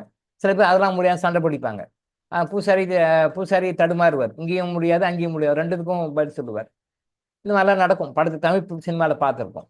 பட் அதில் வந்து இந்த தெய்வம் எனக்கு தான் உரியது, நான் தான் முதல்ல மரியாதை செய்யணும், ஏன் மற்ற மரியாதை செய்யக்கூடாதா? ஏன்னா அவனும் கடவுள் படித்தவன் தானே. இது என்ன முதல் மரியாதை, இது என்ன 2வது மரியாதை? ஏன்னா நம்மளோட ஈகோ, நம்ம ஈகோவில் நாம வந்து கடவுள் எனக்கு தான் சொந்தம். அது எப்படி கடவுள் அவருக்கு தான் சொந்தமா? அந்த முதல் குரூப் போகிறாங்களே ஒரு குரூப்பு, கதாநாயகன் குரூப்பு, அந்த குரூப்புக்கு மட்டும்தான் கடவுள் சொந்தமா?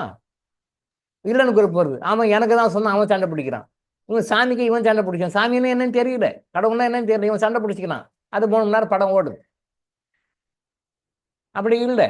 அப்போ இந்த தெய்வம் எனக்கு உண்டானது, இந்த தெய்வம் எனக்கு உண்டானது, இது எனக்கு மட்டும்தான் சொந்தம் அப்படின்றது தவறு. அதுக்காக போராட தவறு. சில இடத்துல கோர்ட் கேஸ்லாம் நடக்குது, கேள்விப்பட்டிருக்கேன், பேப்பரில் பார்த்துருக்கேன். இந்த தெய்வம் எனக்கு மட்டும்தான் சொந்தம், நான் மட்டும்தான் இதுக்கு போகணும் வரணும், இதெல்லாம் நான் தான் பண்ணணும்னு சொல்லி கேஸ் போட்டிருக்காங்க. கோர்ட்டு கேஸ் நடக்குது. இது சிறு பிள்ளைத்தனமானது, சின்ன குழந்தைங்க மாதிரி தான். ஆனால் இந்த தெய்வம் வந்து எனக்கு தான் உரிமை, இந்த தெய்வம் எனக்கு தான் உரிமை, இது இவங்களுக்கெல்லாம் பாத்தியதை கிடையாது, மற்றவங்களாம் கும்பிட்டுட்டு இருக்காங்க, அதை பற்றி பாத்தியதையே கிடையாது, அவங்களுக்கு எந்த உரிமையும் கிடையாது, நாங்களுக்கு மட்டும்தான். தவறு. கடவுளுக்கு யார் உரிமை கொண்டாடணும்? எல்லாருமே உரிமையை கொண்டாட வேண்டியவங்க தான். எல்லாருமே ஈக்குவல் தான், கடவுளுக்கு எல்லாருமே ஈக்குவல் தான். இது இவங்களுக்கு மட்டும்தான் பொருந்தும், இவங்களுக்கு மட்டும்தான் பொருந்தும் அப்படிலாம் கிடையாது. தப்பு தப்பு.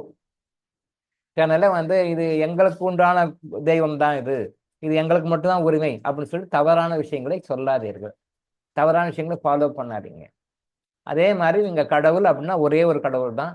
அந்த கடவுளை வந்து வெவ்வேறு வெவ்வேறு காரணங்களுக்காக, வெவ்வேறு பர்பஸ்க்காக, சில காரணங்களுக்காக அதெல்லாம் பிரித்து இந்த தெய்வம் இந்த தெய்வம்னு சொல்லி பிரித்து வச்சாங்க. அதை பற்றி நான் பின்னாடி ஃபியூச்சரில் பேசும், இனி வருங்காலங்களில் அதை பற்றி டீட்டெயிலாக பேசும். ஏன் கடவுள் இதுக்கு இருக்கிறாரு, இந்த பர்பஸ்க்காக ஏன் இருக்கிறார், எதுக்காக கடவுள் உருவாக்கணும் இருக்கட்டும்.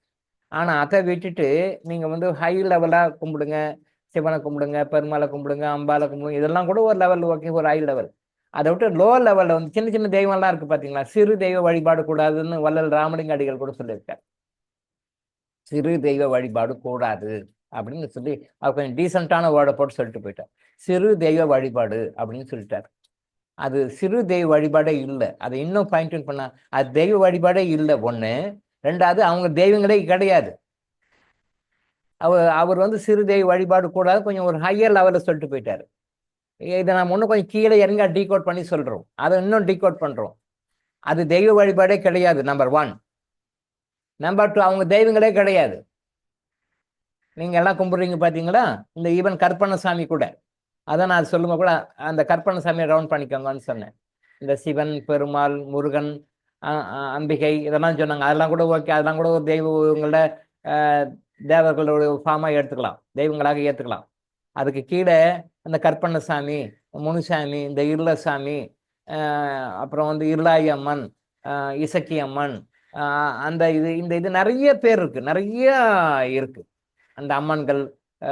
ஐயனார் குரூப்பு, இதெல்லாம் இருக்கு. கற்பனசாமி, 18ஆம் படி கருப்பர், இவங்க எல்லாமே இருக்கு. இவங்க எல்லாமே தெய்வங்கள் இல்லை, புரிஞ்சுக்கோங்க, தெய்வங்கள் இல்லை. இவங்கெல்லாம் மறுபிறப்பு எடுக்காம, மறுபிறப்புக்கு போகாம, ஆத்ம லோகத்தை ஆவிய லோகத்துல இருந்து அவங்க வந்து ஆவியலோகத்துடைய டேர்ம்ஸ் அண்ட் கண்டிஷன் அக்செப்ட் பண்ணி அங்கேயும் இல்லை, இங்கே மனித உலகத்துலையும் இவங்க இல்லை, அவங்க இறந்துட்டாங்க, வெளில போயிட்டாங்க. தேவ உலகத்துக்கு போனோம், அதுக்கு ஒரு டேர்ம்ஸ் அண்ட் கண்டிஷன் இருக்கு, அதையும் ஃபுல்ஃபில் பண்ணல இவங்க. நாங்க காளியம்மன் வந்து பார்வதியினுடைய ஒரு அம்சமா எடுத்துக்கிறாங்க. நீங்க அதை தெய்வத்துல கொண்டு போயிடலாம், அது சிறு தெய்வத்திலேயோ வராது. அது காளியம்மன் வந்து அம்மனுடைய ஒரு ஒரு அவதாரம். அதுதான் பின்னாடி விளக்க சொன்னேன். இந்த அம்மன்களும் சரி, மற்ற தெய்வங்களையும் சரி, ஏன் வந்து செக்மெண்டா பிரிச்சு வச்சாங்க அப்படின்றதுக்கு நான் தனியா பின்னாடி ஃபியூச்சர்ல சொல்றது காரணம் வந்து அதுதான். காளியம்மன் வந்து சிறு தெய்வம் கிடையாது. காளியம்மன் வந்து தெய்வத்தினுடைய மாலா தெய்வம் என புரிந்து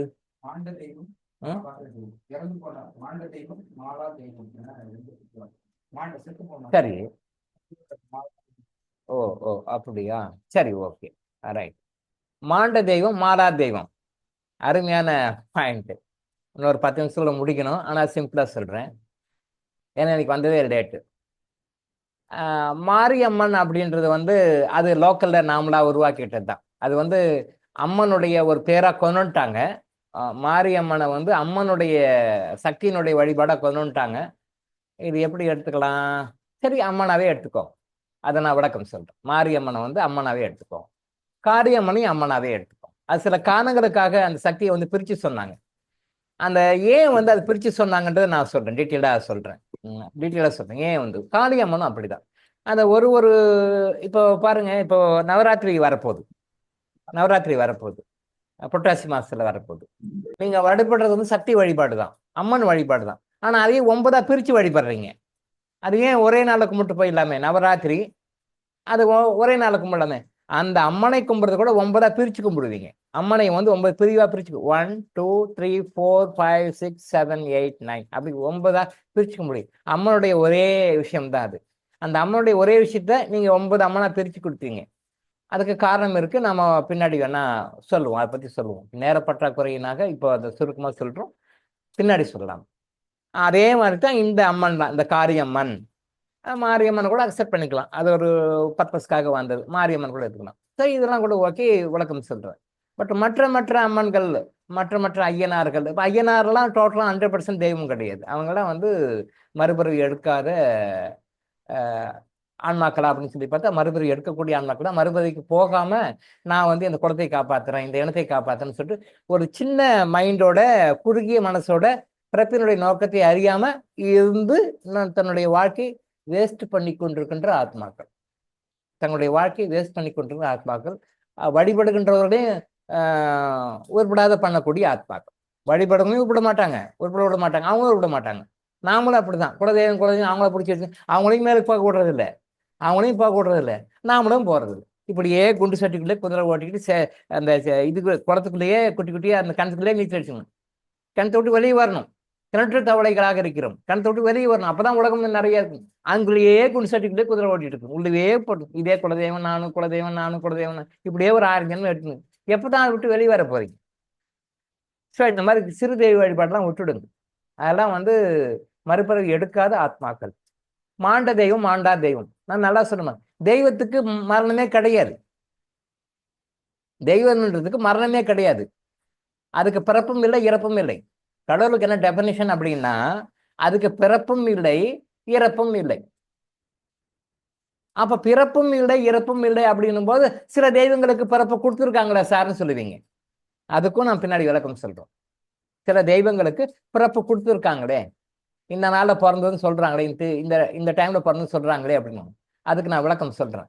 ஆனா கடவுள் அப்படின்னா அவருக்கு பிறப்பும் இல்லை இறப்பும் இல்லை. அப்ப தெய்வத்துக்கு இறப்பே கிடையாது. அப்ப மாண்ட தெய்வம் மாண்டா தெய்வம் எப்படி நீங்க சொல்லுவீங்க?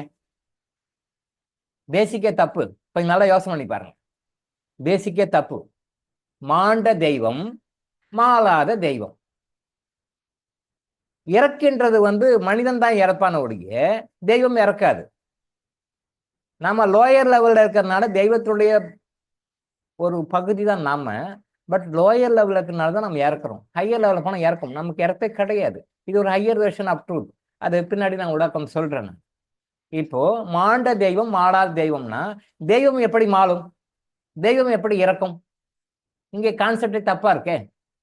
அப்ப என்ன நீங்க கிளாஸிஃபை பண்றீங்க? இதெல்லாம் மாண்ட தெய்வம், செத்து போயிட்டு தெய்வங்கள், இதெல்லாம் மாளாத தெய்வங்கள், இதெல்லாம் உயிரோட கண்ட தெய்வங்கள், மாளவே மாளாது, இறப்பே இருக்காது அப்படின்னு எப்படி கிளாஸிஃபை பண்றீங்க? பேசிக்கே தப்பு. தெய்வம்னாலே மரணம் கிடையாது. முருகன் செத்து போயிட்டாரு, விநாயகர் செத்து போயிட்டாரு, பெருமாள் செத்து போயிட்டாரு, பராசக்தி செத்து போயிட்டாங்கன்னா எப்படி இருக்கும் உங்களுக்கு? எப்படி இருக்கும்? கோபம் வரும், டென்ஷன் ஆகும், எமோஷன் ஆகும். என்னடா டாக்டர் இப்படி சொல்றாரு? நான் அப்படி சொல்லலை, நீங்க தான் சொல்றீங்க, நான் சொல்லலை. அப்படி நீங்க சொல்றது அப்படிதான் இருக்கு. மாளும் தெய்வம் மாளா தெய்வம்னா பெருமாள் செத்து போயிட்டாரு, சரஸ்வதி செத்து போயிட்டாங்க, மகாலட்சுமி செத்து போயிட்டாங்க, சிவன் செத்து போயிட்டார், டெட் பாடி. எப்ப பாடி எடுக்க போறாங்கன்னு தெரியல. விநாயகர் செத்து போயிட்டார், முருகர் செத்து போயிட்டார். அப்படின்னா எப்படி இருக்கும்? கோபம் வருதா? எமோஷன் ஆகுதா?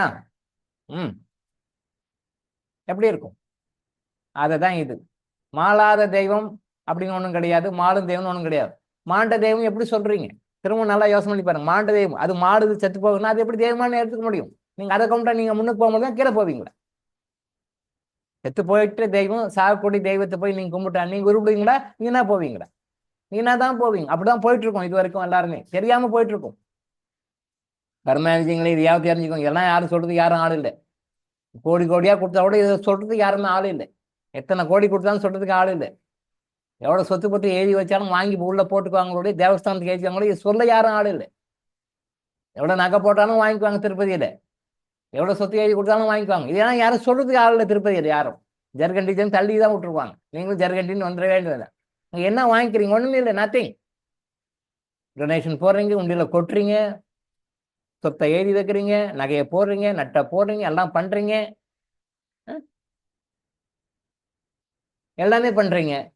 என்ன இந்த இந்த இந்த மாதிரி ஒரு மெசேஜ் திருப்பதி சொல்றாங்களா உங்களுக்கு? இதுதான் உண்மை. திருப்பதி ஏழுமலையா இறந்து விட்டார், எப்ப நடக்கணும், பின்னல் நடக்கணும், எப்ப எடுப்பாங்க, அவருக்கு என்னைக்கு காரியம், என்னைக்கு மாசம் கும்பிடுவாங்க, என்னைக்கு ஒரு வருஷம் கும்பிடுவாங்க, சொல்ல முடியுமா? இல்லை, சொல்ல முடியாது. ஏன்னா கடவுள் கடவுள் இறப்பற்றவர். அவருக்கு பிறப்பும் இல்லை இறப்பும் இல்லை. அவருக்கு பிறப்பும் இல்லை இறப்பும் இல்லை. யாருக்கு பிறப்பும் இறப்பும் இல்லையோ அவர் தான் the creator of this universe. Creator of this world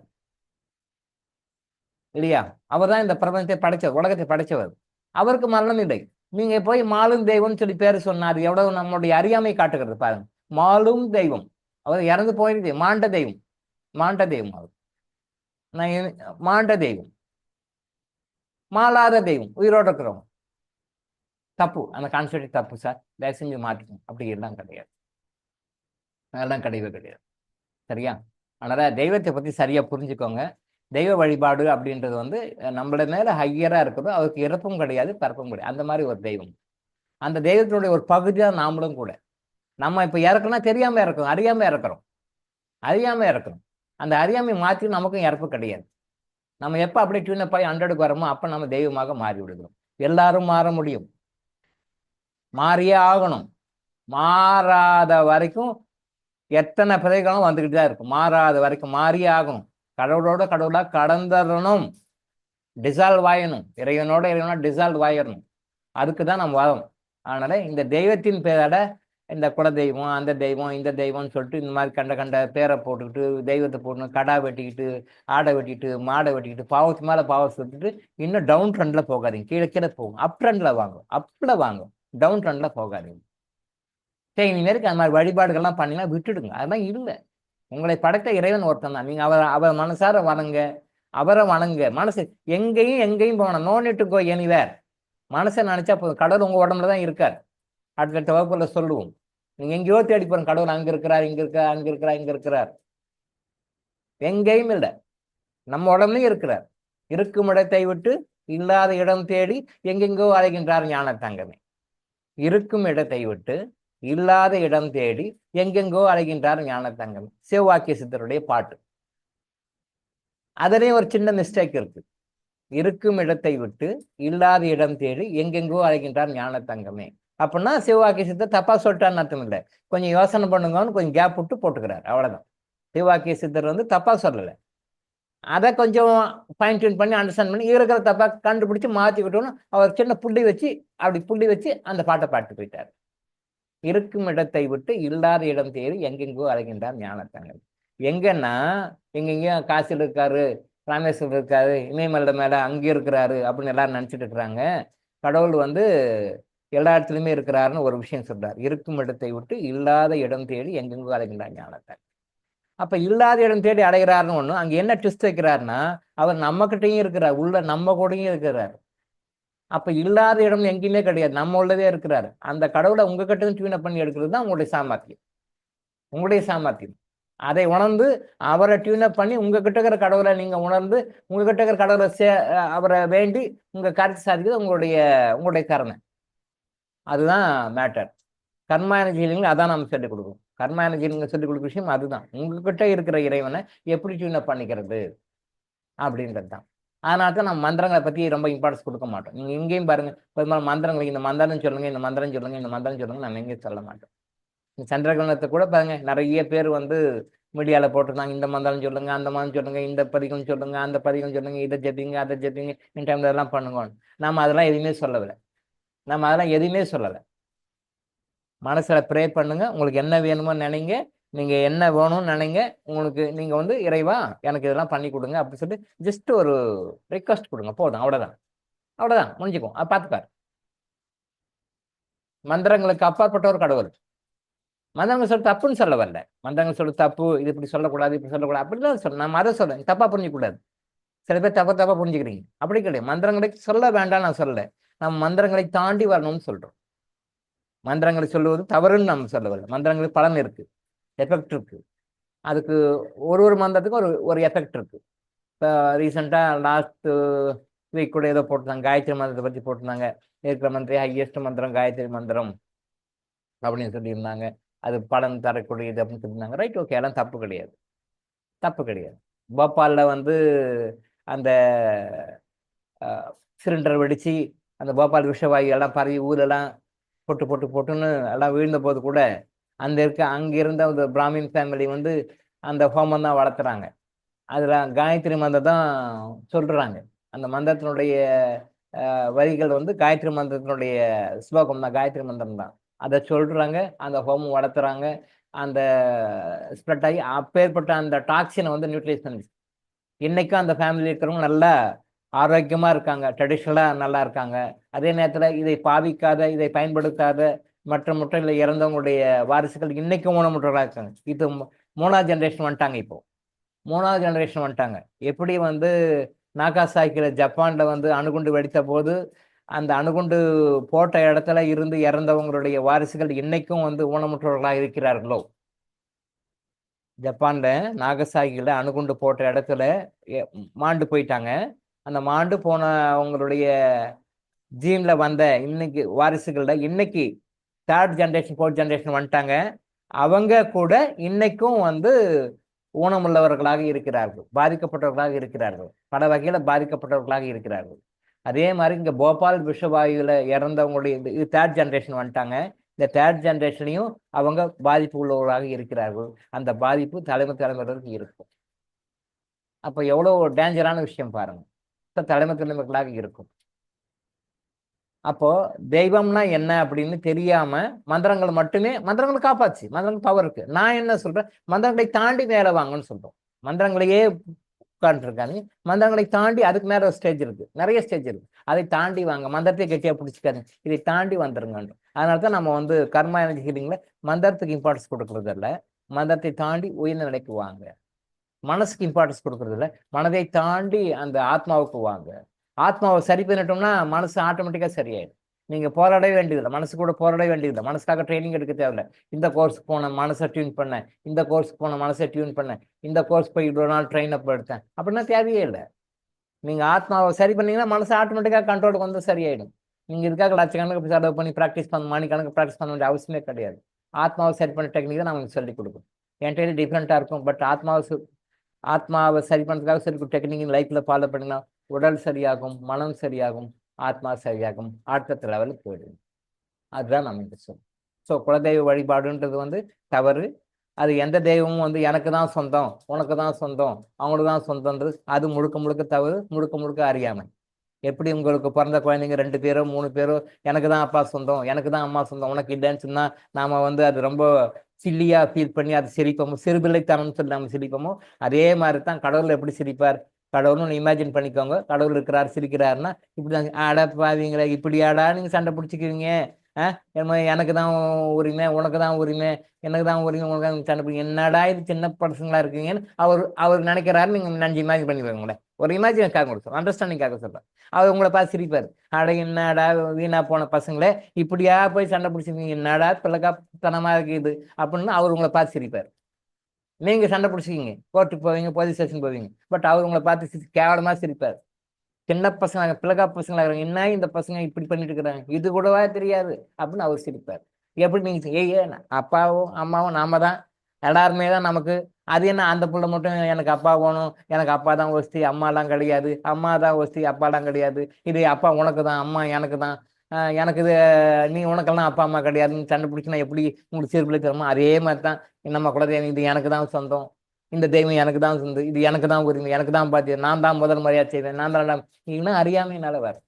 அதனால் சினிமாவோடு இருக்கட்டும், சினிமா விட்டுருங்க, அது அஞ்ஞானம். நீங்க ஞானத்துக்கு வாங்க. சரியா? இதோட முடிச்சுப்போம். நம்ம நாளைய மீண்டும் சந்திப்போம். நன்றி, வணக்கம்.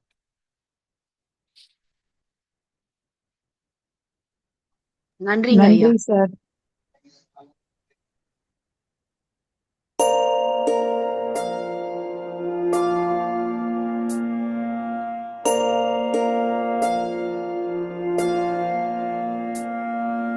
கருவாக்கி உருவாக்கி எனையாண்டு காத்தருளும் இறைவா நன்றி. எங்கும் நிறைந்தோனே, எல்லை இலாதானே, எங்கேயும் எப்போதும் என் குலம் காப்பவனே. நெஞ்சம் துணிய துணையாய் வருவாய், நேர்மறை உணர்வுகள் பெருகிடச் செய்வாய். உடலில் உறுதியை பெரிதாய் தருவாய், உனை உணரும் அறிவை என்னுள்ளருள்வாய். சுற்ற மாற்றமனைத்தும் காப்பவனே, செய்தொழிலில் ஏற்றம் தருபவனே, எடுத்த செயலில் வெற்றி கொடு, என் ஆற்றல் பெருகிட அருளை கொடு.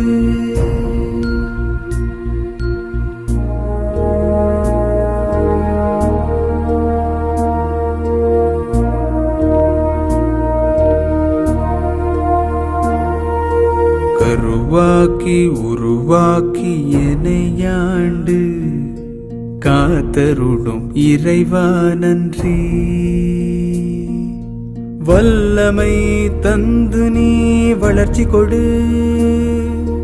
அகத்திலும் புறத்திலும் மலர்ச்சி கொடு.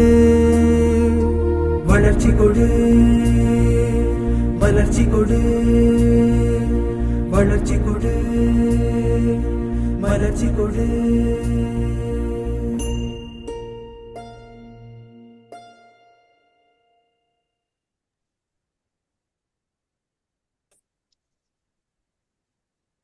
நன்றிங்க ஐயா, நன்றிங்க ஐயா. நன்றிகள். நன்றிங்க ஐயா. ஐயா மிக்க நன்றிங்க ஐயா. அனைவருக்கும் நன்றி. அனைவருக்கும் நன்றி ஐயா. நன்றி. நன்றிங்க ஐயா.